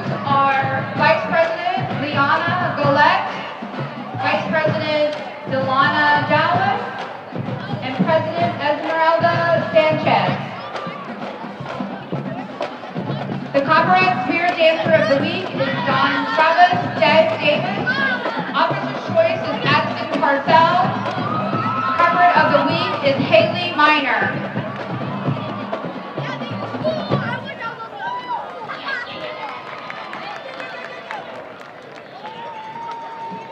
The 2023-2024 corporate officers are Sergeant Eva Ravilla, Senior Lieutenant Kayla Camacho, Second Lieutenant Madison Sims, First Lieutenant Samantha Parker, and Captain Annalyn Roberry.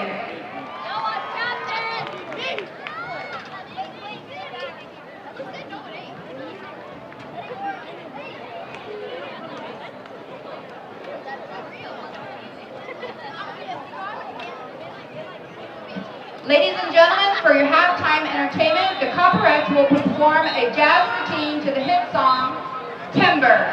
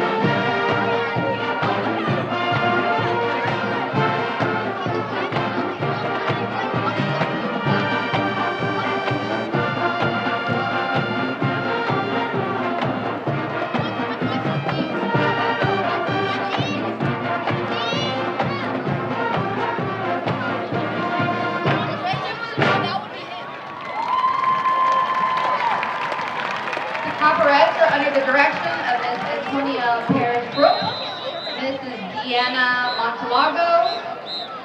The Copperas would like to thank their 2023-2024 boot backers, Auto Impressions, Extra Conveying, Sims Automotive Repair, Cove Family Orthodontics, Triple Negative Nickel Towing, and 195 Used Auto Parts.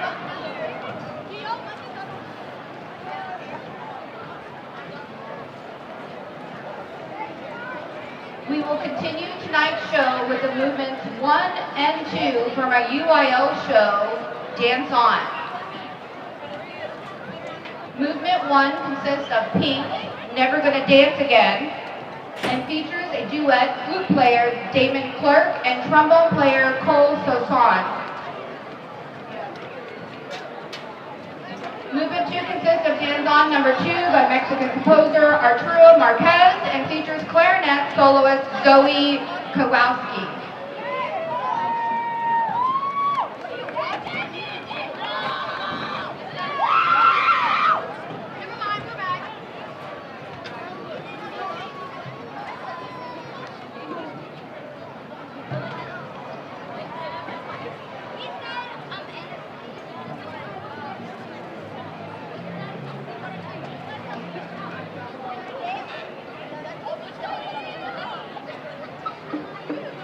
Without further ado, I present to you the Pride of Cove and their UIL marching show, Dance On.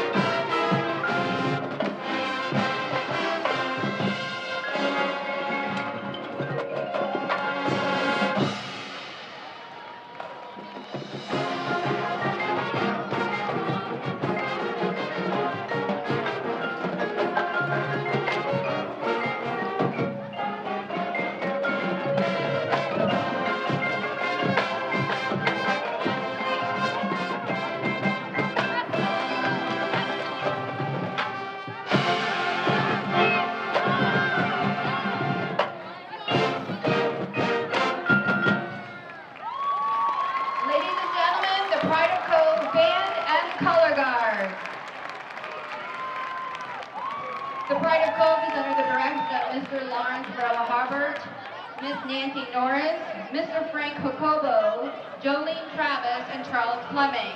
The Pride of Cove would like to thank their 2023-2024 supporters, Synergy Cinemas, Lundman Realty, Elite Hair and Air, Raising Cane's Chicken, Hank's Tire Muffler, Giovanni's Italian Restaurant, and Sean's Camp Insurance.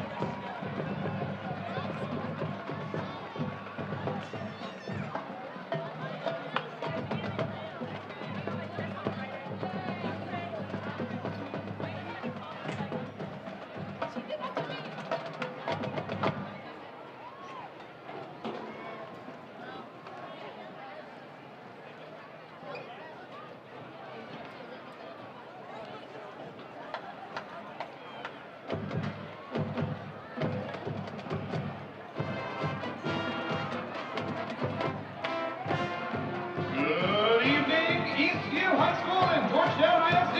We are proud to present those darlings of Georgetown, Texas, the award-winning Sparklers Dance Team.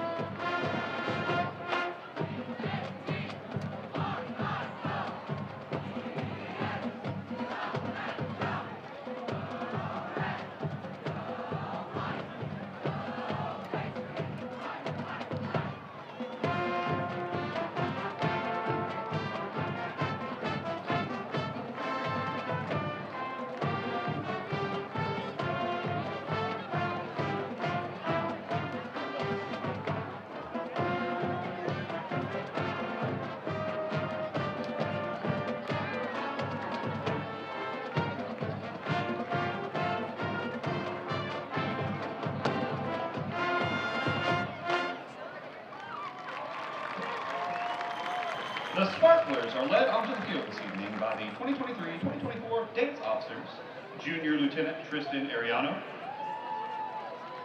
Senior Lieutenant Kim Morris Bradley, First Lieutenant Natalie Martinez, and Captain Aubrielle Galini.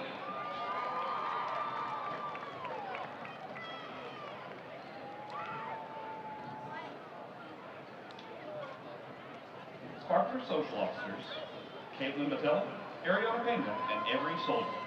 Sparkler of the week is Savannah Navarrete. Tonight, the Sparklers will perform a streamer routine to Tio Macaco. Take it away, Sparklers.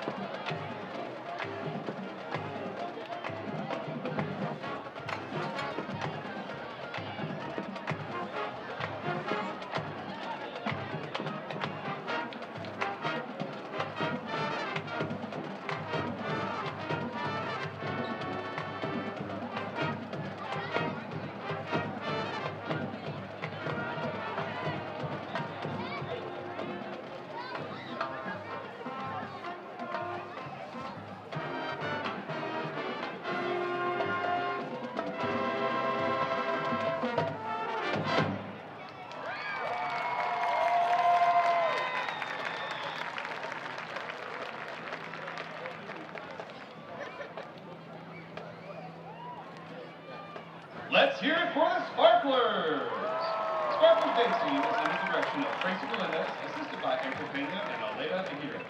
The Sparklers managers are Hadley Padalecki and Mary Steve.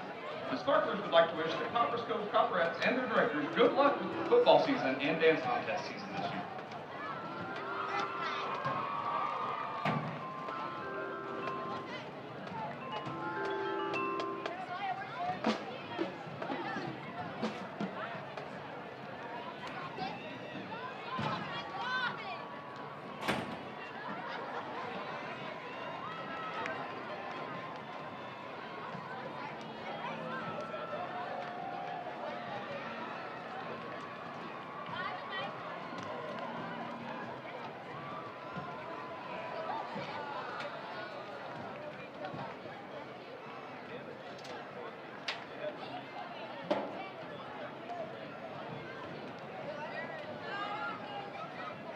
Tonight, the ECU Band and Color Guard are performing the first sections of their 23-24 season show, Un Cafecito, featuring the music of Camila Cabello, Gloria Estefan, and Buena Vista Social Club, with soloists Bradley Bolton and Xander Montgomery. Let's hear it for the ECU Band.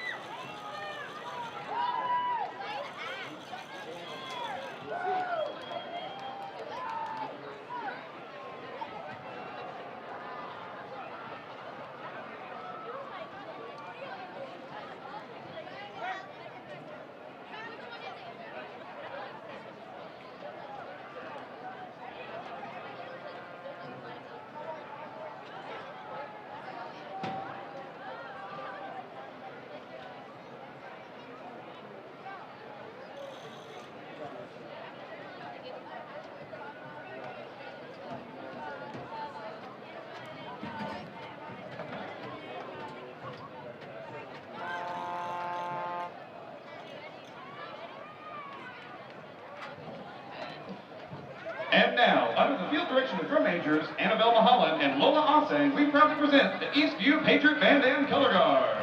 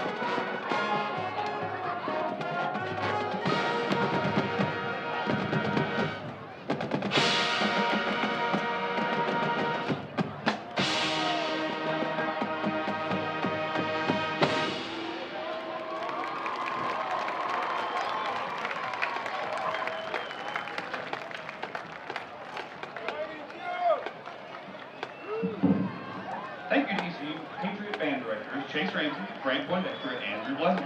Color guard directors Louis Flores and Salem Lyles, and associate staff members Reed Orgrecki and Angie Armin.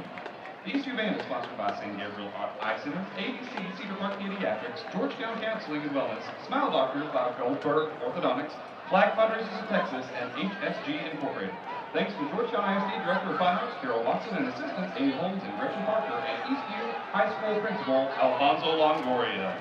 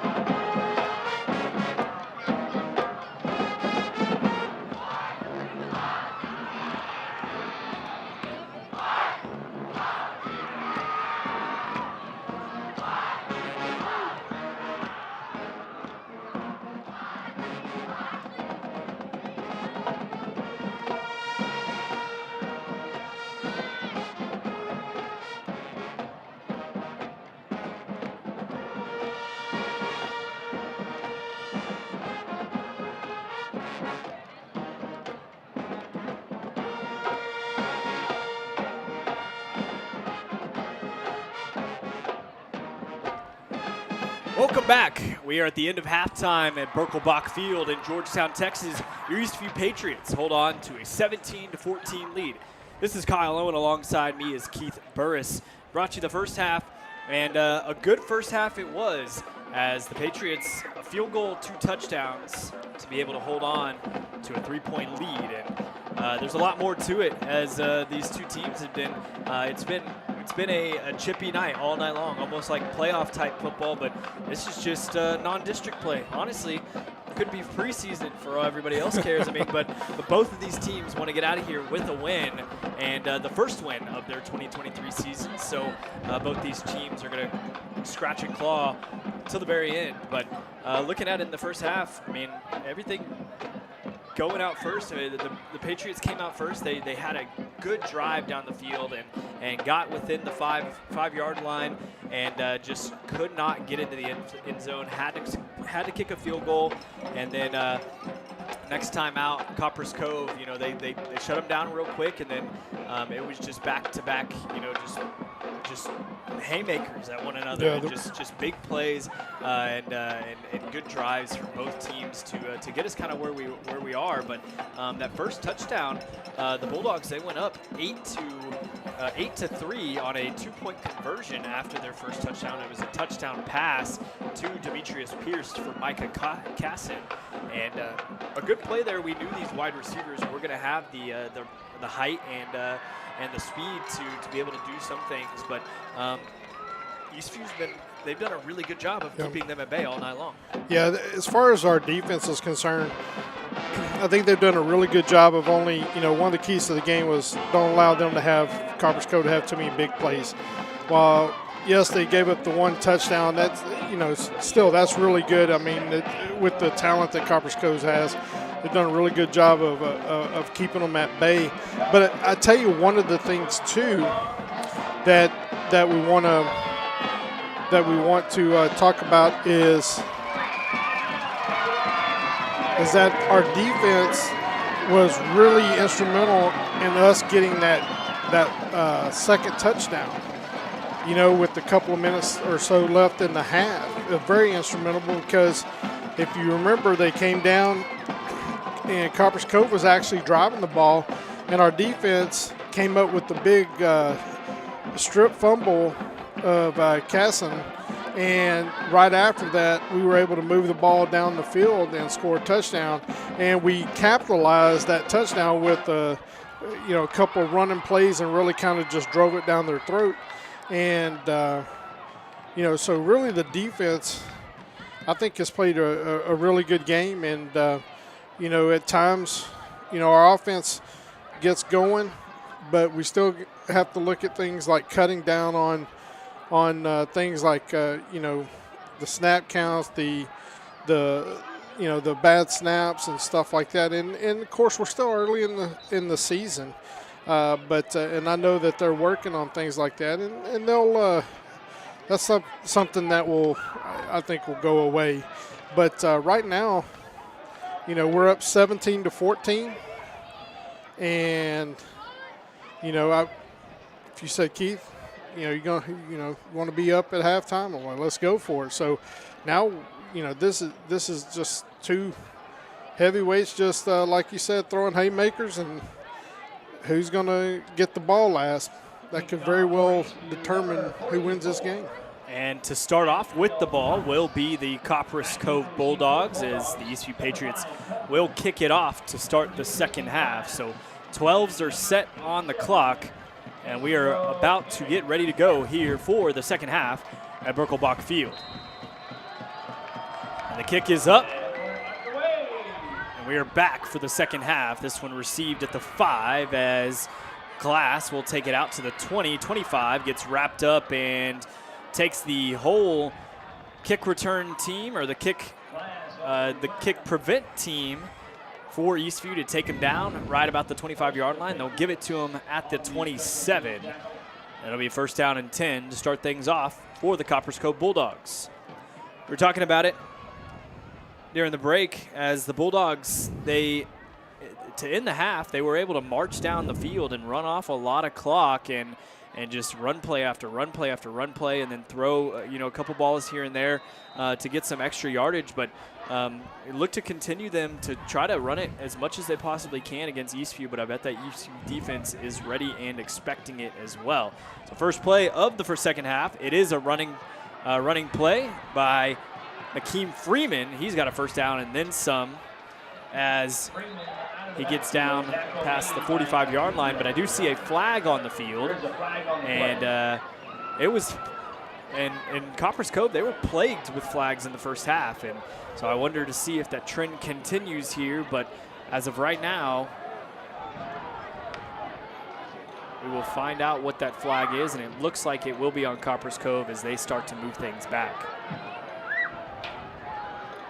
So holding on the offense, Copperas Cove getting caught with a holding there on the first play of the second half, wasting about 21 seconds of the half to do so. And that hold was right about that first down marker, so they're going to give them a first down and 5 to replay the down after the hold. So not necessarily a bad thing. You get 5 yards on the play, but not the 15 or 20 that you almost had. So shotgun pass, this one pump fake, and a couple guys jump up to get it, but a pass caught right at the 39, and that'll be a first down and 10 for Copperas Cove on a 9-yard play, as the Bulldogs have their first down of the second half. One thing I've noticed about Copperas Cove is that if you notice their passing game typically is not a down the field type passing game. I think they try to use the size advantage they have with their wide receivers to try to catch the ball and just shotgun again. Defender falls, and this one at the knees of the wide receiver Joshua Butler, 6'4", 185 sophomore or senior, who is not able to come up with the catch. Yeah, he had him open, Casson did, but I think with the rush that was put on the quarterback, it basically sped up his clock, and when he was trying to throw it, he was trying to hurry up and get it. get it to his receiver, and it caused him to make a bad pass. So another first down. This one a screen pass, dump off to Daniel Izquierdo as he'll grab about 10 on the play and enough for a first down. Gets 11 officially, and a first down and 10 now at midfield for the Bulldogs on a second down and 11. So 11 minutes, a whole minute has ticked off the clock here in the second half. The third quarter as the Bulldogs are in control. And as you can tell, Kyle, is, as mentioned, they really don't throw the ball, it seems like, down the field. And that was a great tackle by the whole defense. We're looking at a couple of the guys in the mix there. Number 55, Yunus Kebe. I think that was Marco Sanchez. It looked like maybe 56.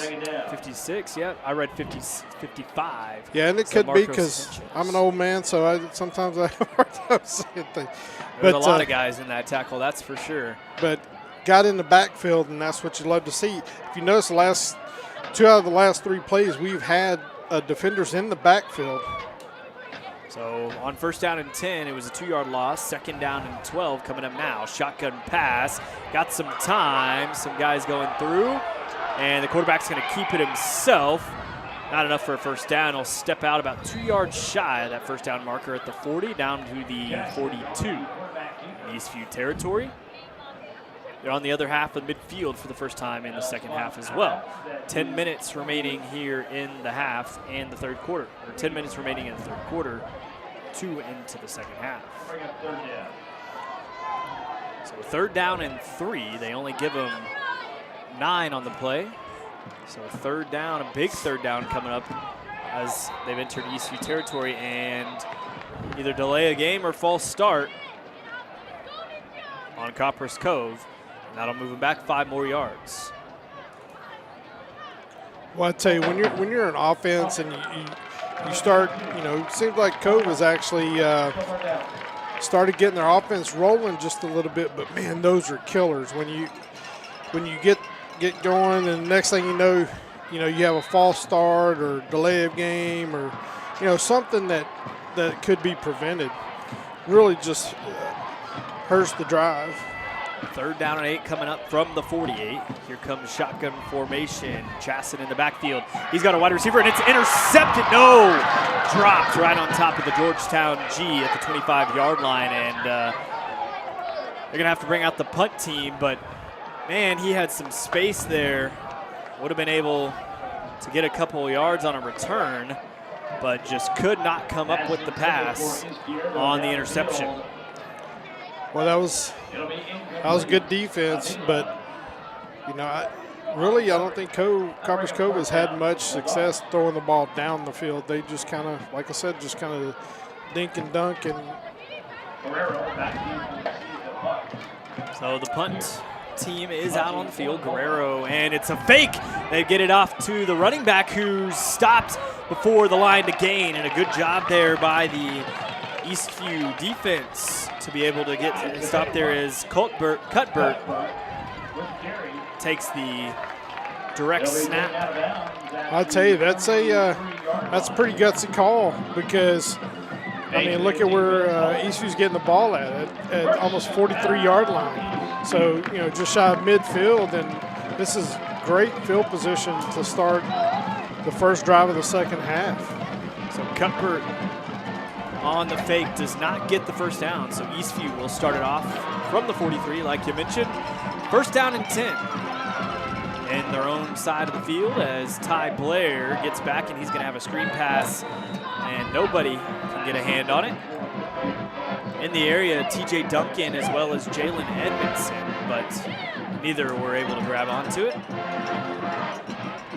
Second down and 10 coming up for Ty Blair and company. Right now, this is the perfect time to be able to really change the field position of the game. We definitely want a long drive and score some points, but even if you don't do that, there's another issue with the snap. Low this time. Ty Blair will take it himself on the rollout after scooping it up. Broken play there, and he gets about 5, but I do see a flag on the field. It might be another holding. like I was mentioning, Kyle, is that even if you don't drive all the way down and get points, you still want to put some sort of drive together just to try to give you more confidence. But also, you know, if you have to punt, you can pin them down and start changing the field position, starting field position for Copperas Cove. Right now, we're just moving backwards, so we've got to come up with some plays here. So penalty on Eastview as they will move him back to the 35-yard line, and a nice distance, about 18 to the first down marker, 2nd and 18 with 9:09 remaining in the third.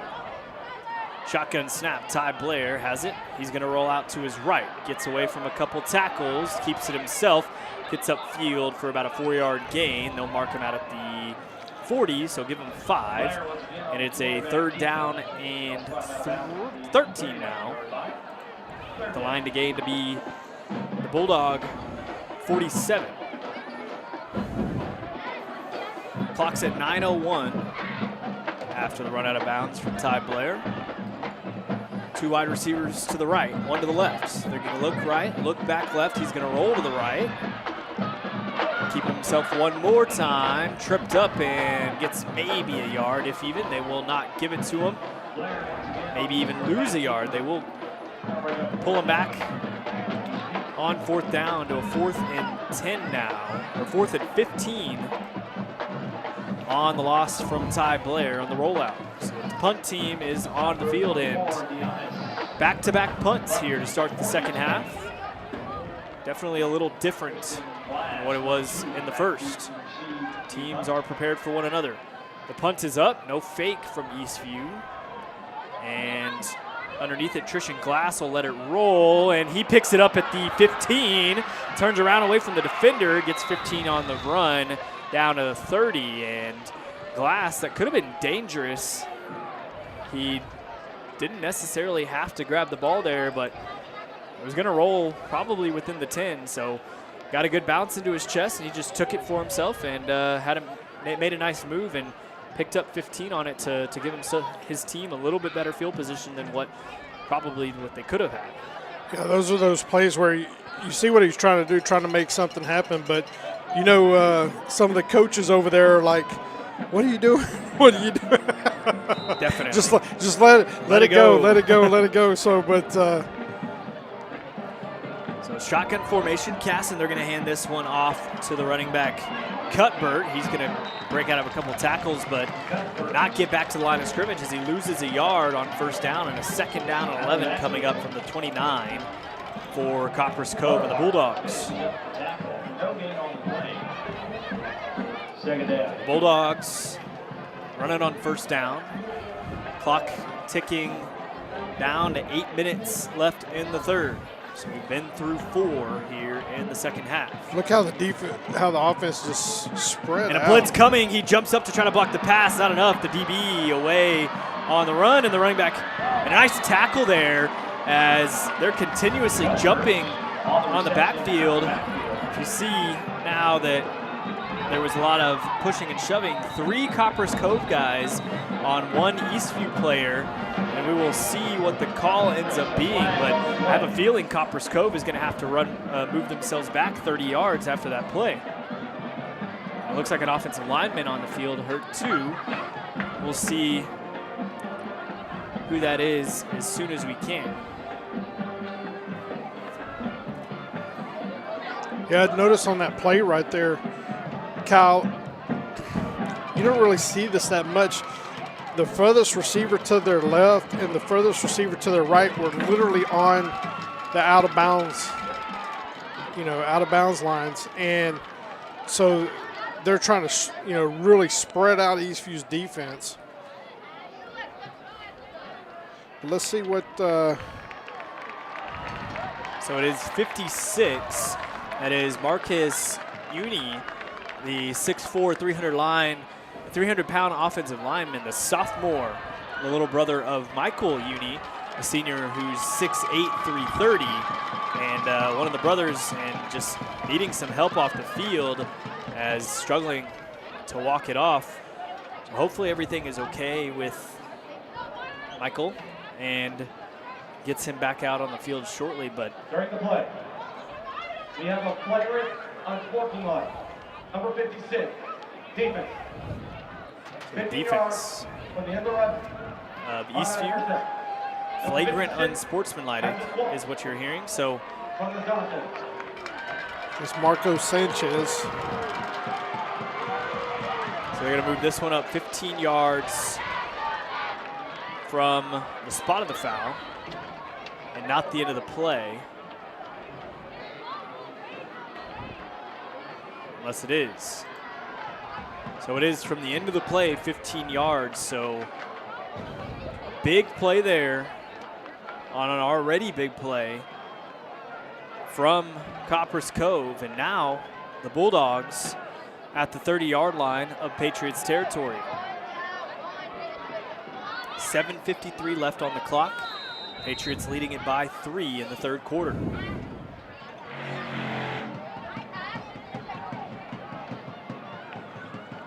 Shotgun pass, this one handed off to Cuthbert. He's not going to get a yard. He'll actually lose 3 on the play, and it'll bring up a second down and 13. Well, this defense, they've done a good job of being able to stop Copperas Cove on multiple occasions.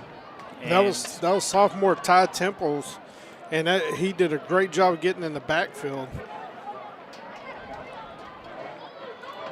Ty Temples, number 64, the sophomore. Good tackle in the backfield on that one. Second down and 13 coming up. 2 guys in the backfield, and a screen pass dropped. I believe the intended receiver, Nakeem Freeman, just could not get a hand on the ball. Third down and 13 now coming up with 7:04 left in the third quarter. Pass intended for Freeman, incomplete. That'll bring up third down. So you wonder what Copperas Cove is going to run right here. Honestly, it wouldn't surprise me if they ran a draw, but got trips right on the bottom of the screen, the right side. Casson, he'll step back to pass. Looks to the left, looks back right. He's got 4 defenders around him. He's going to try to get away down to the 40, 35, and upfield. Not enough for a first down, and really doesn't get back to the line of scrimmage as he steps out of bounds at the 33-yard line, and it's going to be a 4th and 13 from the same spot. Yeah, right now, I know you're probably like, Keith, why are you that crazy thinking they're going to run a draw? But there's been a few instances tonight where you're thinking, they're going to pass, and then they've actually ran the ball and got some pretty decent yardage. And a lot of times when you get down here, you get down to where it's 4th down territory. So even if you only get half the amount that you need, you're still going to go for it on 4th down. Speaking of 4 down territory, here comes 4th and 13. Casson in the backfield. He gets a pass off, and this one caught down the 10, 5, working his way to the end zone. Touchdown, Bulldogs. That one, Arthur Miller, the 6'5", 180 junior, coming in and getting the touchdown pass from Micah Casson. And the Bulldogs take the lead 20-17. We'll see if they kick it or go for it this time. It's been one or the other, either one. And there's a flag down on the field at the 10-yard line. I'll see how this goes. When you go and look at Copperas Cove's wide receivers, Kyle, I mean, it's crazy. I mean, 6'3", Pierce is 6'3", 190. Glass is 6'5", 185. And you have Arthur Miller, who's 6'5", 180.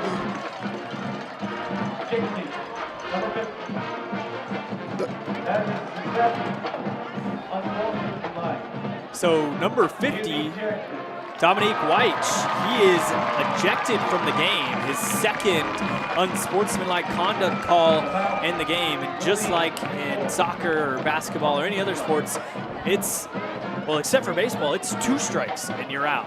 So they will have to go with the backup center for the rest of the night. The Bulldogs will, as they look for the extra point, and it is up and good as they take a 21-17 lead in a 4-point game now here with 6:39 in the fourth quarter.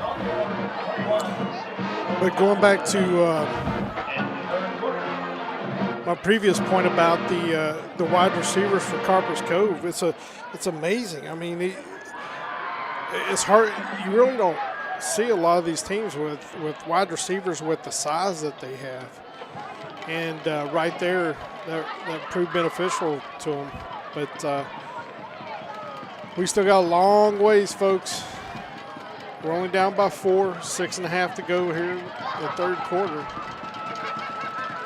And everybody at home, number one, want to say thank you very much for watching the broadcast tonight. But number two, put on the rally caps. We're going to get this thing done. So got a lot of football still left to play.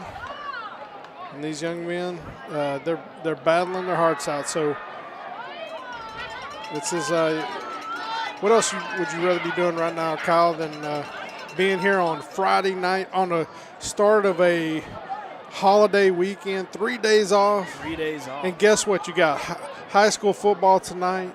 You got college football all weekend. I mean, this is an awesome weekend.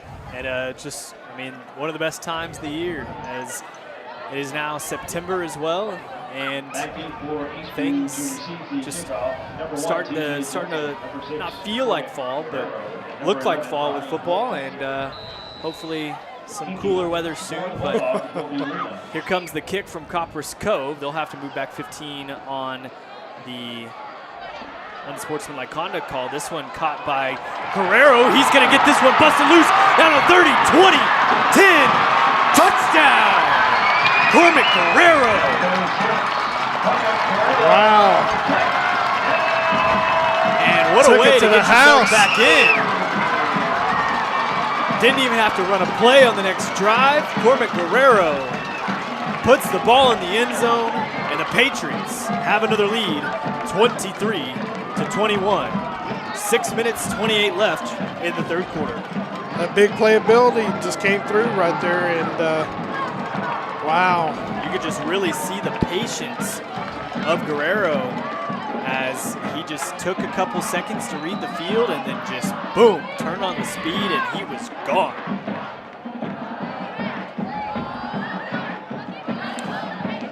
What did swinging gate look like again? Ty Blair is out there. They're going to get it shotgun formation. Motion over a couple guys. Here it comes. They're going to swing to the right, look back left, and back in the end zone for a two-point conversion, Luke Martin. And that is now 25-21 and a 4-point lead. So you bring it within, or you take more than a field goal lead, but not a touchdown. Keep it within one possession, but a field goal isn't enough for Copperas Cove here in the third quarter. So now with 6:28 left in the third, this one may turn out into a shootout. Yeah, definitely, because we have 2 touchdowns already and hadn't even hit the halfway point of the third quarter. No, we have not. 28 seconds away. And a couple of big plays here to get this crowd back into it after halftime. ECU student section looking packed tonight. Copperas Cove, fans trickled in. In Copperas Cove, in case folks out there watching, this is actually, of course, it's the second game of the year for both of these teams, but with Copperas Cove, they actually played here at Birkelbach Stadium last Friday night against Georgetown High School. So their first 2 games of the year are here at our wonderful stadium here in Georgetown, Texas. And what we want to do is send them home with losses on both accounts. This one through the end zone, and it'll be a touchback. And Copperas Cove and the Bulldogs will start things off from the 25 as Micah Casson and the tall wide receiver crews come out to try to get the 4 points back that ECU just put up, or I guess 8 points back that ECU just put up on the board and come back from that 4-point deficit. But this time, a new center on the field, number 52, 2, I believe. So Devin Titiano, 5'9", 270, senior, getting out there.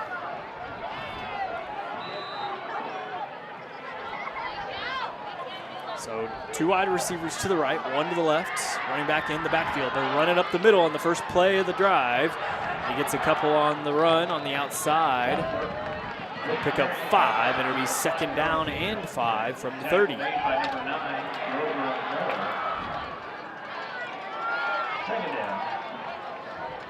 So back out for 2nd down. Casson, shotgun formation, 2 wide receivers to the right, 1 to the left. Got a tight end and a running back. Here comes the pass. This one, a screen pass to Pierce, and he's going to be caught after a 4-yard gain, 3-yard gain down to the 33. So a 3rd down and 2 coming up as we have eclipsed the halfway mark in the 3rd quarter. 5:40 and counting.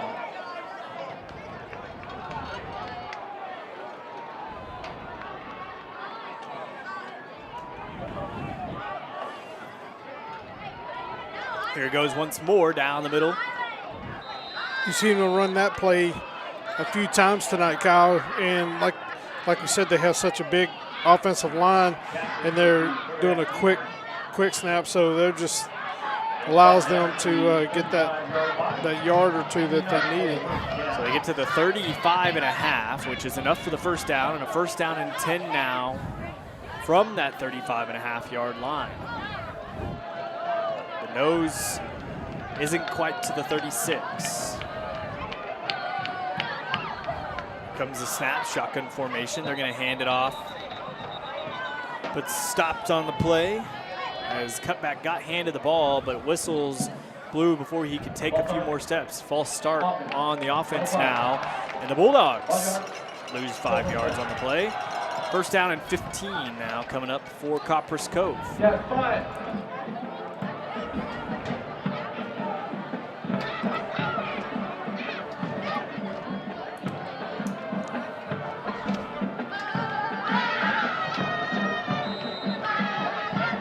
So it's 1st down of 15, so this is an opportunity for Eastview to really kind of make a stand here. And they get a pass wide open, Demetrius Pierce, but drops it on the post route.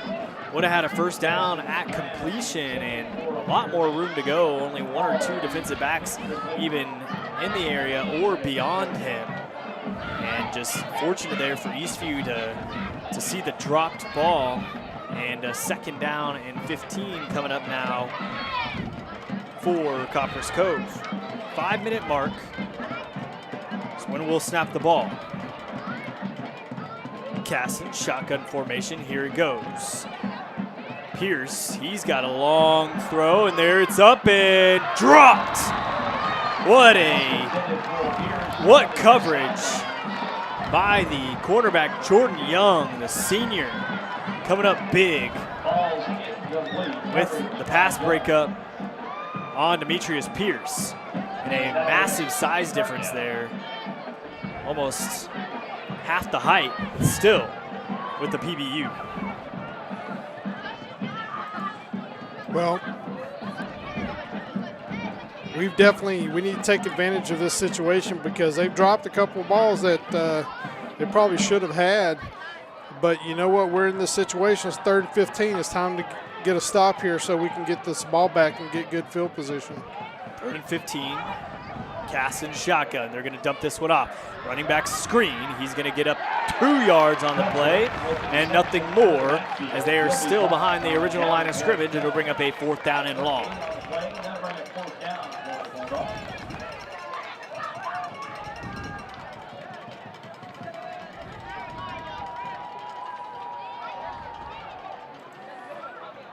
So right now, who do we have back? Is that Guerrero back there? I would believe so. After watching that kickoff, I'd hope it's nobody else. I bet you somebody's going to probably keep it low. That is Cormick. And this one, the punt snap on the ground, but the punt is up and almost touched Eastview's Isaiah Davenport Bell, but got out of the way and takes an Eastview bounce, maybe gain about 6 yards on the bounce. And Eastview, Ty Blair and company will get back out on the field from the 45-yard line, their own 45-yard line. 3:58 remaining in this third quarter. You know, after that electric touchdown that Guerrero just had a few minutes ago, this is the opportunity. You want to get a long drive here and really end it with a score just to kind of send the message to Copperas Cove. Ty Blair, quarterback keeper, he's got a first down and more. He takes a cut outside down to the 40, 35, and finally gets out of bounds right just shy of the 30-yard line down to the 32. And first down and 10 on the quarterback draw. And Eastview moving things quickly. They have that quintuplet set out there. Cormac Guerrero all behind everybody else. He's going to get some blockers. Here comes the pass. He dumps it off. Guerrero, he is stuffed in the backfield, unable to pick up any yards on the play. I think he lost about 2 or 3. He did lose 3 yards on the play. Second down and 13 coming up for Ty Blair and the Eastview offense. Guerrero looks like he didn't think he ever touched the ground, but called it down anyways. So from the 35, Ty Blair, shotgun formation. Here it comes, rolls out to the right. He's got an open receiver in TJ Duncan, and this one tips his hands. He didn't think it was going to get to him, I don't think, and just could not corral the ball in. It looked like the defender was going to be able to get a hand on it, and TJ Duncan kind of gave up on it and just turned around, and the ball's in his hands. Had it a perfect throw from Ty Blair, but TJ Duncan just could not keep up with it, and it brings up a third down and 13. 3 minutes, 8 seconds remaining. Ty Blair rolls out to the right, looks left. He's going to dump this one off to Luke Martin. Luke Martin's got about 7 on the play, 5 on the play. Stand corrected. And it'll bring it down to the 30-yard line, and a fourth down and 7 coming up from the 29. And it looks like Eastview's going to keep their offense on the field. Ty Blair stays out there and everybody else. Call comes in from Coach Wall. Ty Blair shotgun formation, a tight end there, running back as well. 2 wide receivers up top, 1 on the bottom, TJ Duncan. Here goes play action pass. He's going to pump to the left, looks to the right, has a man open downfield. There goes Guerrero, and he loses it out of bounds, but not before the first down and then some. Down inside the 5-yard line to the 2, and Eastview is in the red zone and has a first down and goal with 2 yards to gain. 2:22 left in the quarter. They're going to hurry up and get it back to the line. Shotgun once more, 2 wide receivers to the left. They're going to run this one up the middle, and touchdown!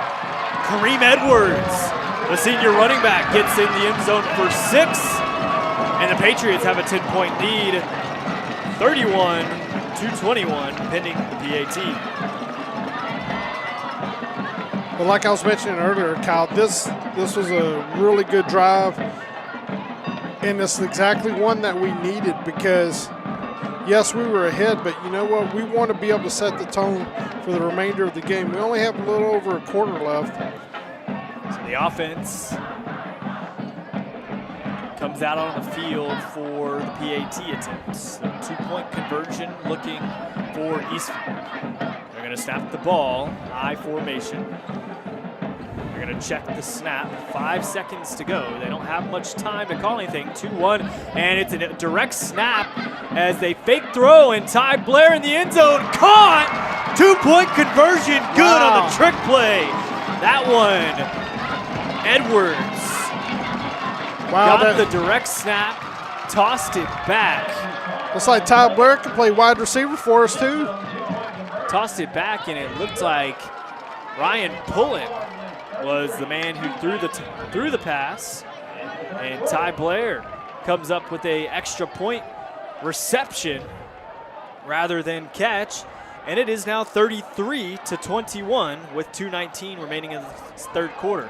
We'll go ahead, take a quick couple seconds. Don't go anywhere, though. You're listening to Eastview Patriots football on SHN Sports.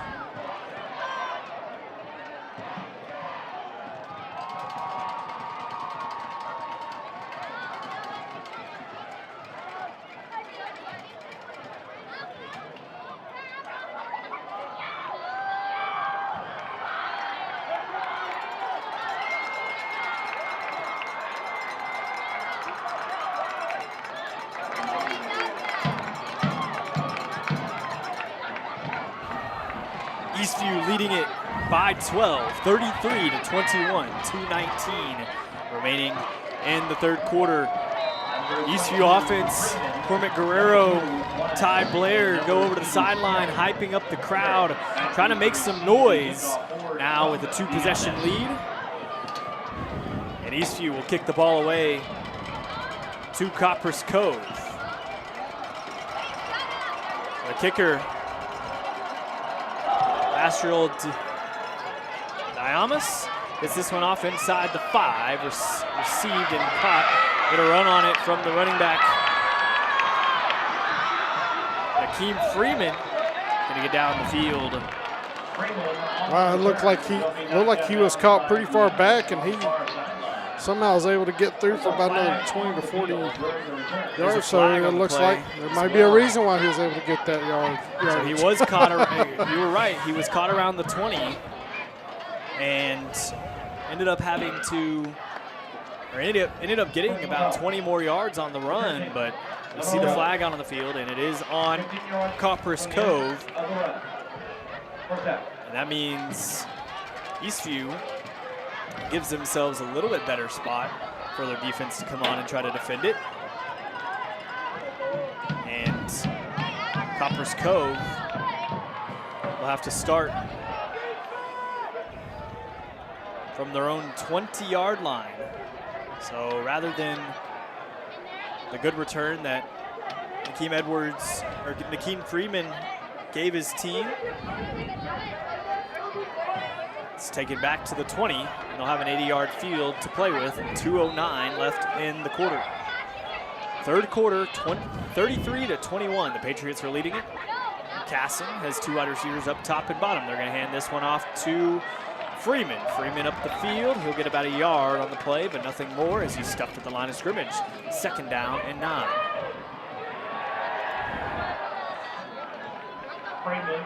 Yeah, it looks like their whole offensive formation is spread out from sideline to sideline. And what we've seen so far tonight is that a lot of the times when that's happened, they've actually attempted to run because they're trying to spread out Eastview. Yeah, the Eastview defense, only 6 guys in the box, trying to bring in the 7th, and they're going to get the jet sweep coming, and that's going to go nowhere for Copperas Cove as Eastview defense shuts it down once more. A 3rd down and 8 coming up, and a big 3rd down here to try to force a turnover on downs on the first down of the drive. The first set of downs in the drive. 1 minute, 5 seconds and counting. They'll have time for about 2 more plays in the quarter. Ticking further, they have 12 on the play clock. Nobody is ready yet, except for the Eastview defense. They've got 5 on the clock. Chasson ready to play. He gets it off with 1 second.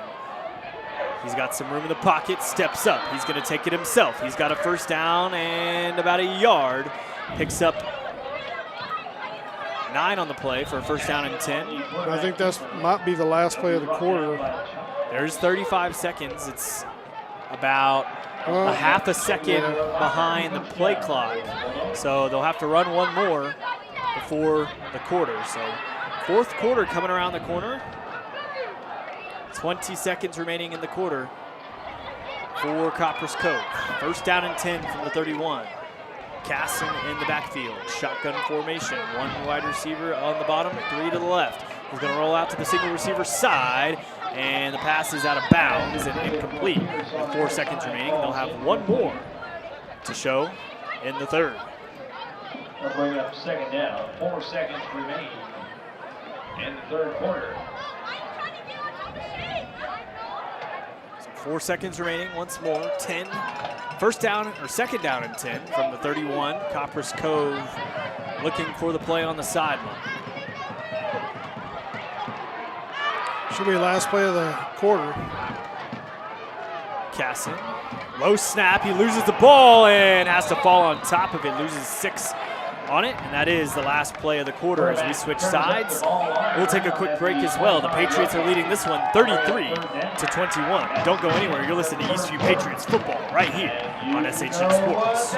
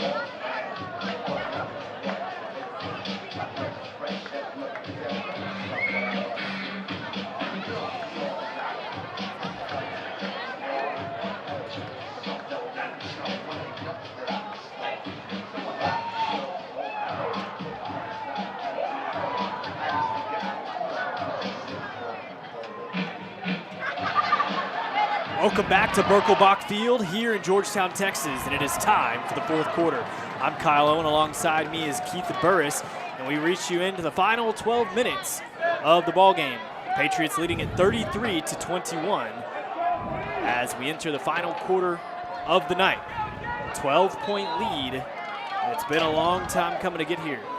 Eastview looking for their first win in 2023 and looking to improve the record to 500 after a loss to Westwood last week.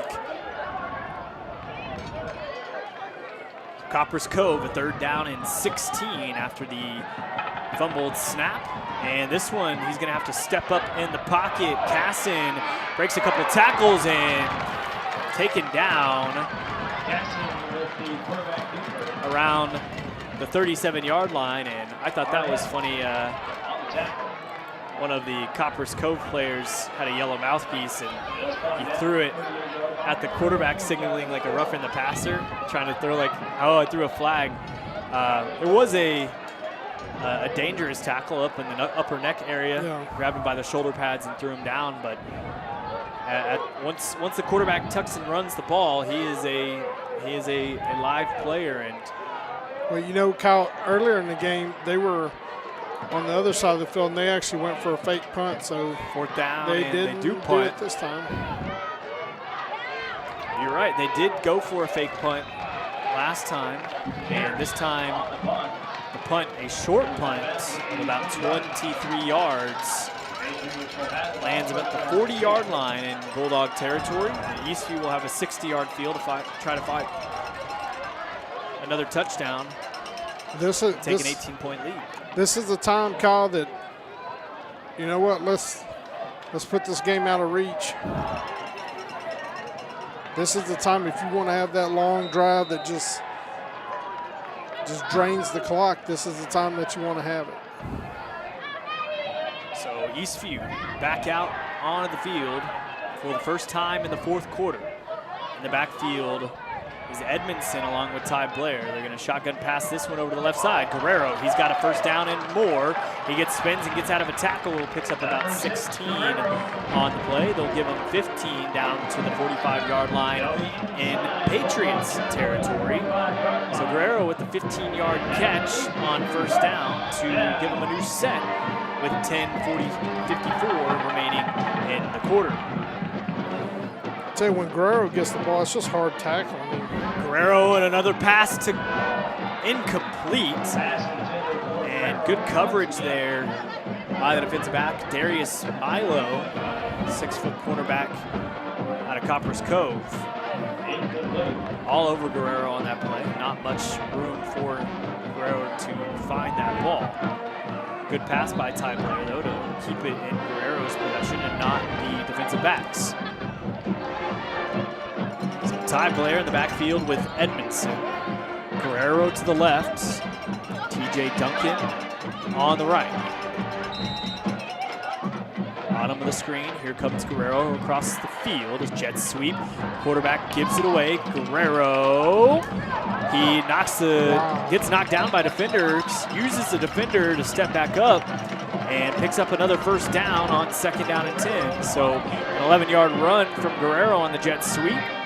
That'll bring up a first down and 10 from the 33-yard line. Yeah, Kyle, I tell you what, Guerrero, the only adjective I can only think of right now, he just seems slippery. Like nobody can just grab him, and he's just hard to bring down because a lot of times you think he's going down. Edmondson with the handoff. He'll keep it, but get stuffed at the line of scrimmage, maybe lose a yard or two on the play, and he does. They'll bring up a 2nd and 12 for the Patriots. No, but there's been a few times tonight where it's been really close where the defender's like, okay, we got him down, but he really, I don't think his knee maybe doesn't touch the ground, and it's just hard to defend. And we talked about his elusiveness before the game. Does a really good job of being able to see downfield. Is this one a jet sweep, fake jet sweep? Ty Blair will keep it himself. He picks up about 4. I apologize for the sudden movement on the camera there for a second. No worries. And they only give him 2 on the play. It makes it back to the original line of scrimmage. 3rd down and 10 coming up from the 33 as the clock ticks down to 9.5 minutes. 2-touchdown lead. Are we in 4-down territory, Kyle, you think?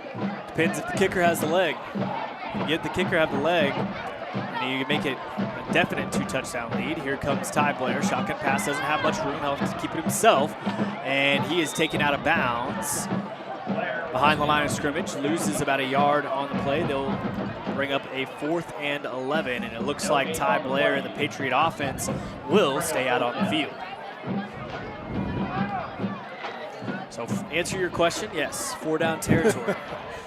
Well, I tell you, one of the things you've noticed about Ty when he runs around in the pocket, he always keeps his head up and he's looking downfield at all times.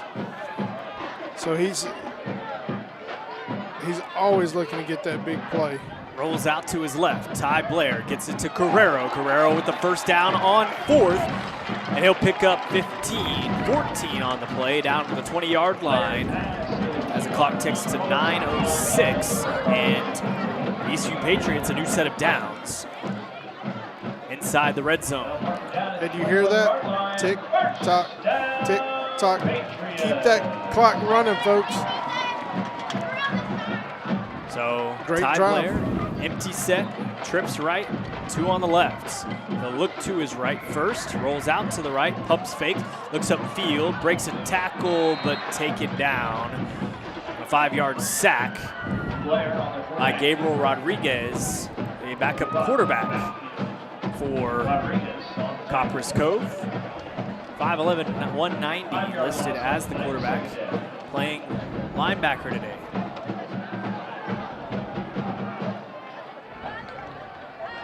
So 2nd down and 15 now from the 25. 8.5 minutes and counting. Ty Blair in the backfield. They'll motion over Luke Martin. In the backfield, Edmondson. They'll hand it to Edmondson. Edmondson up the field, gets 5 and Nice. then hit. Grabs about 7 on the play officially, bringing up a 3rd down and 8. That was a nice run. It looked like he was stopped, right about the line of scrimmage, and he was able to just put his head down and have a really good run. I would venture to say that that's one of his best runs tonight. Edmondson in the backfield with with Blair. Blair shoots left, comes back around right, rolls around. He's got an open end. Touchdown! TJ Duncan in the back of the end zone from Ty Blair. 39-21, 7:55 remaining in the ballgame. And a 2-point conversion would nearly double up the Bulldogs here. And a 3-touchdown lead now for the Patriots. I think TJ has made his presence felt tonight, Kyle. In his first game of the year as well. 11-5A is really going to have to look after him all season long. Him, Guerrero, Luke Martin, all of them, they're going to be tough to handle all season long. 39-21, and the kick is up and good. 40-21. Your Eastview Patriots take the 19-point lead. Don't go anywhere. You're listening to SHN Sports. This is Patriots football.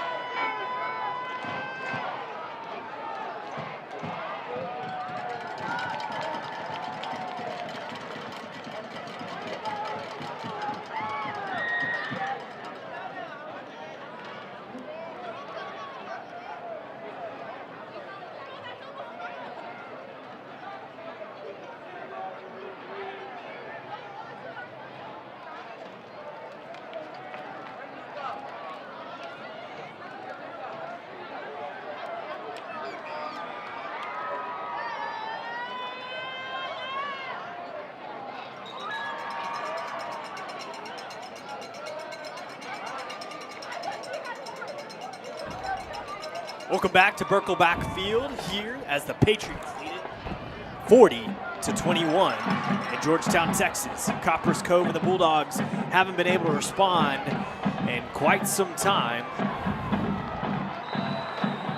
And the Eastview Patriots really trying to blow them out here now with a 3-touchdown lead, 19 points. Kick is up and down with the heels at the 40. Catching it is Glass. Glass will take it out, and he's going to be caught at the 20, but break a tackle. Gets up to the 30, steps out of bounds, and he will shove some guys down to the field, and a lot of more pushing and shoving in Copperas Cove. Losing their nerve a little bit here as the flag will go up on the field. Some words were said, and we'll see who they call it on. Yeah, if you're Eastview right now, just keep your head straight and just be patient, because I tell you right now, you're up 40-21, 19-point lead with 7.5 minutes to go. And in Texas high school the biggest win is to get the win on the scoreboard. Yeah, and in Texas high school football, no lead is ever safe, and you can't give up, detrimental yards, especially this late in the ball game. And when you're looking for your first win of the season, makes it even more. Personal foul called on Eastview. Oh no, called on Copperas Cove. So it'll be 15 yards at the end of the run, and a run that ended at the 34. So they'll move that one back 15 to the 19. And a much longer field now for Copperas Cove. This is basically where Tristan Glass originally got caught and broke a tackle. So it's almost like no harm was ever done. 7:37 left in the ball game. Patriots leading it 40-21. Copperas Cove. First down and 10 from the 19. Eastview defense has done a good job of keeping the Copperas Cove offense off the field as much as possible.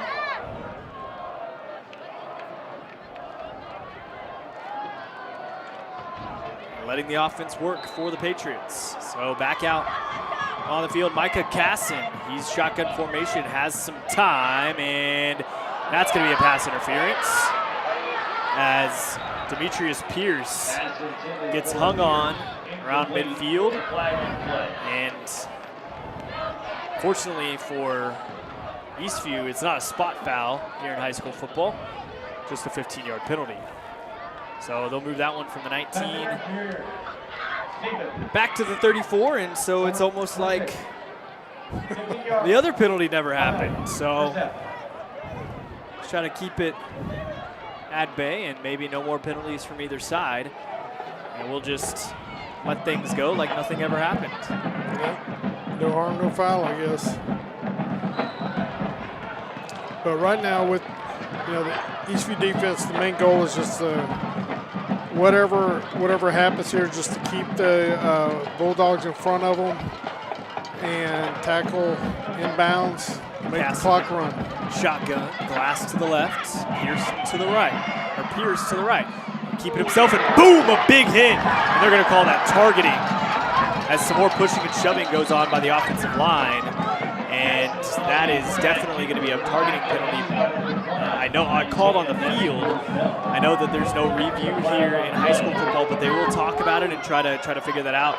It is Isaiah Davenport Bell, and it's hard when Casson, he's running the ball and just crouches down to try to take the hit. And you can only do so much to try to get your hips down and square up, and it just ended up being a helmet-to-helmet hit. I mean, face mask to face mask. So it looks like the assistant coach for Copperas Cove is trying to hold back the head coach. So I think it looks like refs are going to talk about this. So yeah, they definitely have to discuss it, because if it is a targeting penalty, you have to figure out what targeting penalty it is. Is he removed from the game? Is it a 15-yard penalty? Is it a 10-yard penalty?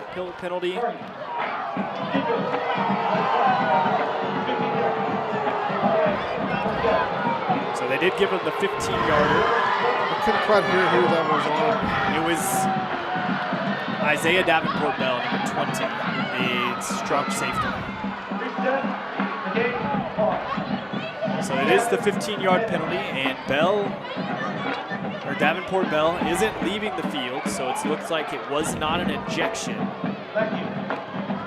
They reset the game clock to 7 minutes remaining, but big 15 yards there on back-to-back 15-yard penalties, or really 3 back-to-back-to-back, but this time the 2 from Eastview, and another false start coming from Copperas Cove. So 4 penalties in a row.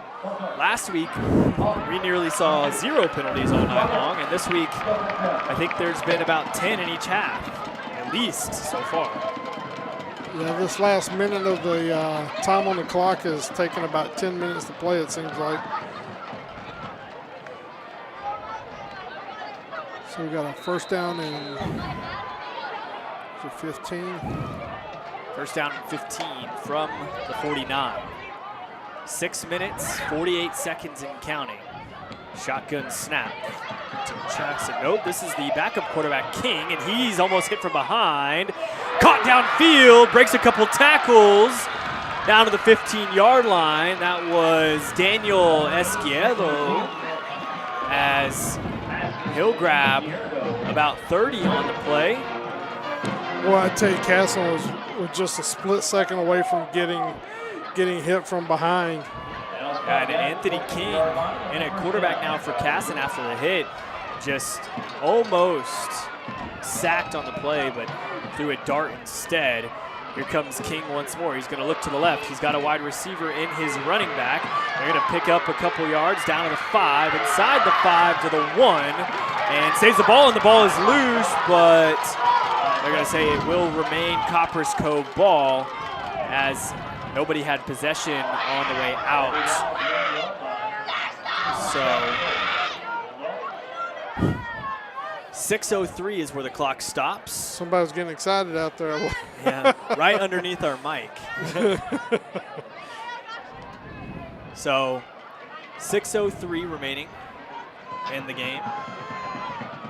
Shotgun pass. King, boom, lit up in the backfield. Nice. As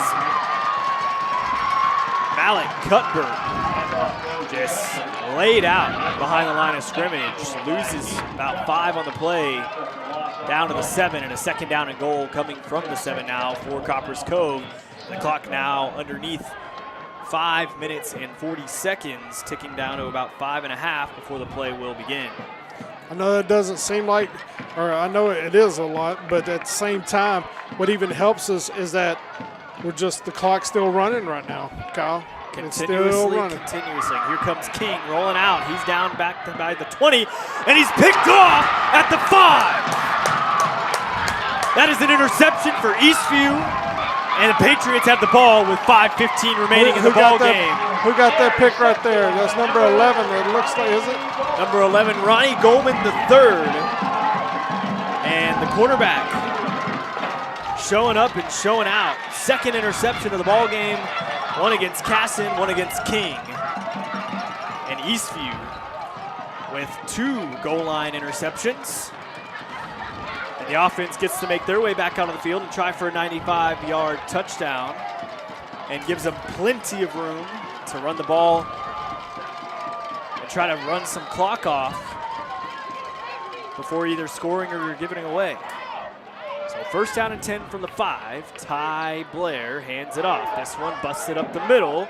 Gets about 5 on the play, and that is what they will give him, down to the 10. As Kareem Edwards, the senior captain running back, picks up 5 on first down. Second down and 5, down beneath 5 minutes to go in the quarter and the game. 4:45 and counting now. We'll get to about 30 maybe before the play is snapped. Here it goes. We'll give it back to Edwards. Edwards back at the line of scrimmage. He'll pick up 2 on the fall forward, and it'll bring up a third down and 3. And on the play, number 43, Elijah Lynn, the 6 foot, 245-pound sophomore defensive tackle, loses the helmet on the play, so he'll have to leave. And yes, correct, there is a flag on the play. It seemed like this happened after the ball was dead, so unless they just called it late. See who it is on. Personal foul on the defense, and that is another 15-yard penalty. So Copperas Cove just shooting themselves in the foot now as Eastview picks up another 15 yards on penalties, and I'm sure they're up to over 100 in the game. Down to the 27 now on a first down and 10 with 4:25 and counting in the 4th. I don't think the clock ever stopped. Don't tell anybody. So 4:20 and counting. Here it comes at 4:13. Snap off to Edwards. Edwards busts one up loose. He's got a first down and then some. He's down within about the 50, down to the 48-yard line officially. And that is another Patriot first down with 4 minutes left in the ball.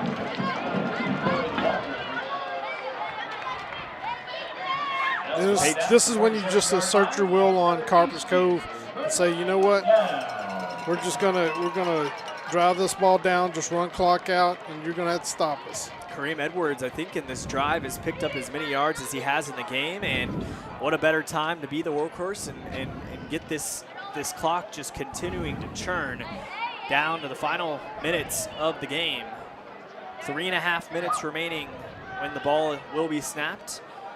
Ty Blair in shotgun formation, 2 wide receivers to the left. Here it goes. Edwards gets the handoff. He's past the line of scrimmage, but only gets about 2 on the play, maybe 2.5. And actually just makes it back to the line of scrimmage.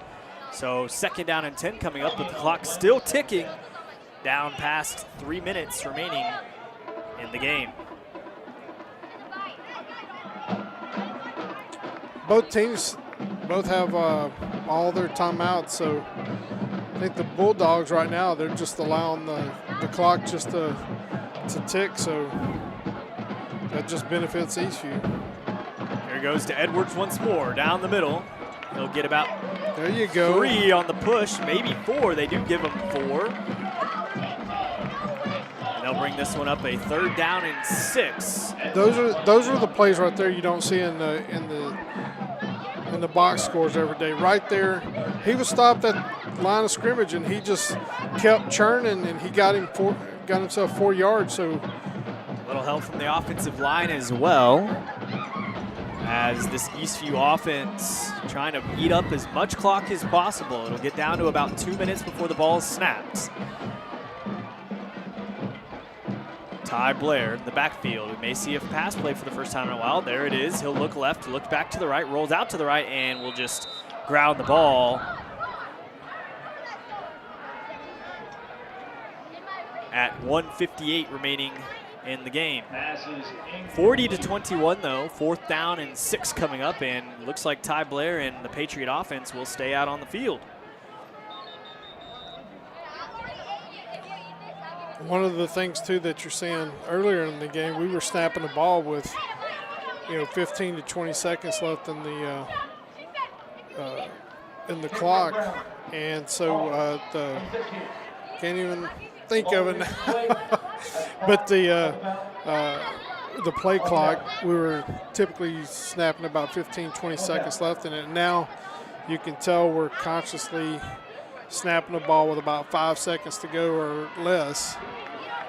Just right now, time is Copperas Cove's enemy right now. So 1:58 remaining, 4th down and about 18. 4th down and 18, yes, correct.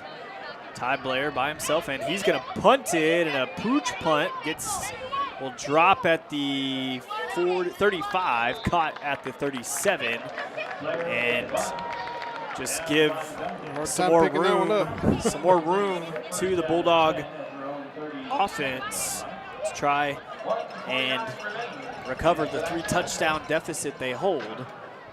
Only 1:49 remaining in the game. I have a feeling now they're just going to, Bulldogs are just going to try to air it out.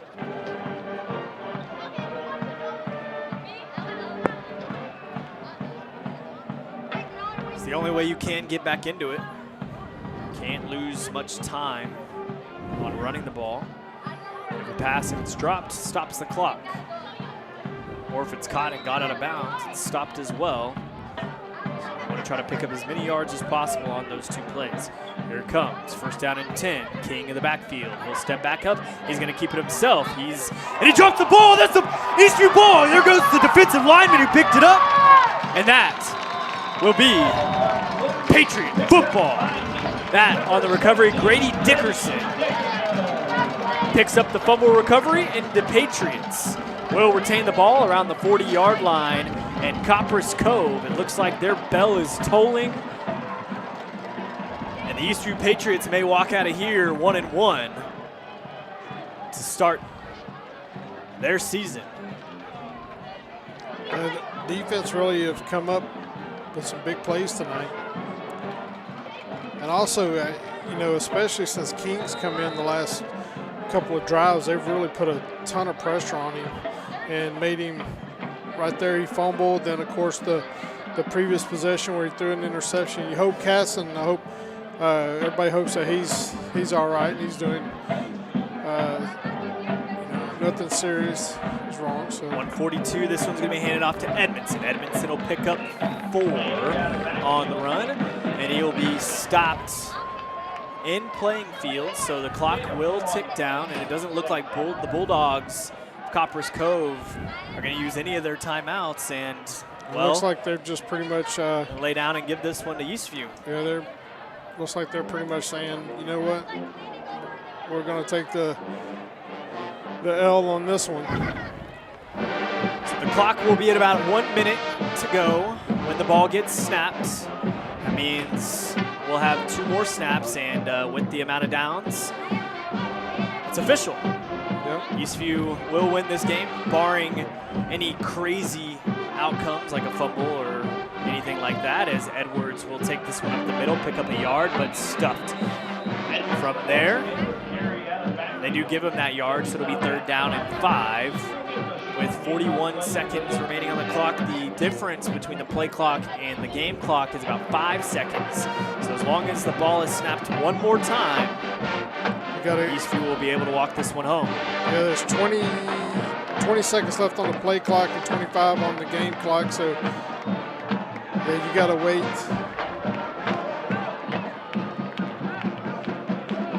Take 1 more snap here, and then it's ball game. So here it comes. They're going to hand this one off to Edwards once more. He's going to bust this one out and give him a big stiff arm. He picks up a 1st down, and a flag is thrown with 2 seconds left in the game. There's been a lot of penalties today. So we'll see how this goes. There's 2 seconds either team, I would just decline it. Just say, come on, let's go home. Copperas Cove got a long bus ride home, and Eastview, they are ready to celebrate. The Patriots are going to win this one 40-21 against the Copperas Cove Bulldawgs. They improved to 1-1 on the season.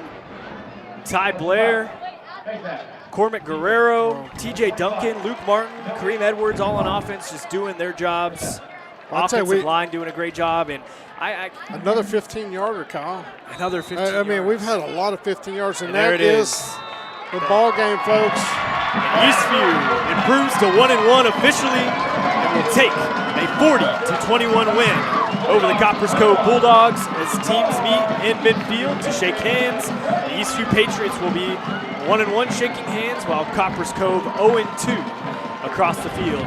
Copperas Cove, a 6A school, and what a good win there by Eastview to pick up their first win of the season, and hopefully this continues the trend. I mean, only one win in all of last season against Lander, the last game of the year, and now these Eastview Patriot fans seeing a win in Game 2. And it took to the last game of the year last year to get the first win, and this year second game out, and so I tell you, there's a lot of excitement this year for your Patriots, and I share in that excitement.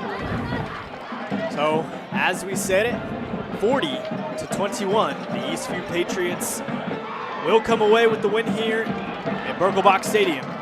Can't wait till next week as the Eastview Patriots will make the trip up to Lampasas, and we will have that game live on SHN Sports. So if you can't make it out, or maybe running a little late from work next Friday evening on the way to the game, go ahead and tune in. It'll be on YouTube just as it is today, and be ready for a great matchup against Lampasas and your Eastview Patriots. So go ahead, take a quick break real quick. We'll come back, give a little recap of the game, but don't go anywhere. You're still listening to the post-game show, Eastview High School football on SHN Sports.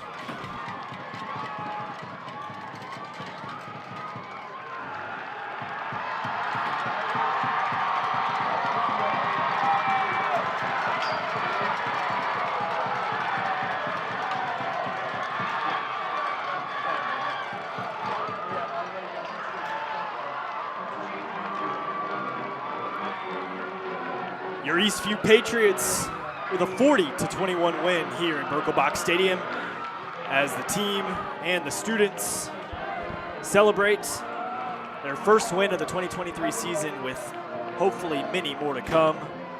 Copperas Cove singing the school song for their about 45-minute bus ride back to that clean area, and just a great overall team win tonight. I don't think that I can choose a player of the game. I mean, I guess Guerrero once more, but without, the offensive line and the defense playing the way they did, and Ty Blair being able to throw those passes. How about Duncan? TJ Duncan with his stuff. I mean, 2 touchdowns in his opening game. I mean, there's just so much to talk about this team, and everybody is putting in the effort that they need to put in to be successful. And what you like to see, Kyle, is last week we went up 20-10, and then we got in the second half, and we just kind of lost we lost a little bit of mojo, I guess you'd say. But this week we get in the second half and we're up 17-14, and we go out and we outscore Copperas Cove 23-7 in the second half. And a lot of that had to do with, just like we were talking about before, with the keys of the game, is defense played a great game. They pretty much held Copperas Cove to a minimum amount of big plays, and did a great job. And they had the turnovers, when we needed them. I mean, we've had some interceptions by King. We had the fumble recovery, and they just came up really big and kept giving the ball back to their offense. Yeah, and just continuously all night, both sides of the ball being able to help one another out and come away with a huge win here at Birkelbach Stadium. 40-21, the Eastview Patriots take home their first W of the 2023 season, and I'm excited for the rest of the year. The next game will be at Lampasas at 7:30. The Lampasas Badgers will take on your Eastview Patriots. And have anything else for the fans tonight? Yeah, just great job by the Patriots. And, you know, this was, I tell you, one of the things, too, that you can tell the coaches really calmed our team down a lot, too, because we mentioned it, you know, in the first half, and even in the first half, it was both teams being chipper. The second half, we kind of stepped back from that and took care of business, while, you know, Copperas Cove, you can tell they were getting frustrated, and they had, you know, quite a few penalties there. And, you know, it's always great to see us finishing strong. And, you know, this is like I said, this is when, you know, would rather you know, it's one of the best. I can't even talk here. Look at this, Kyle. I'm like, I guess maybe it's late too, but would not want to be anyplace else right now. And it's just really exciting just to see where the Patriots are going to be heading. Really looking forward to the rest of the year. And I am as well, and I hope the rest of you fans are too, as your Eastview Patriots coming away 1-1 in their first home game of the season, beating Copperas Cove 40-21. For Keith Burris, this has been Kyle Owen, and thank you for listening to this production of Eastview Patriots football.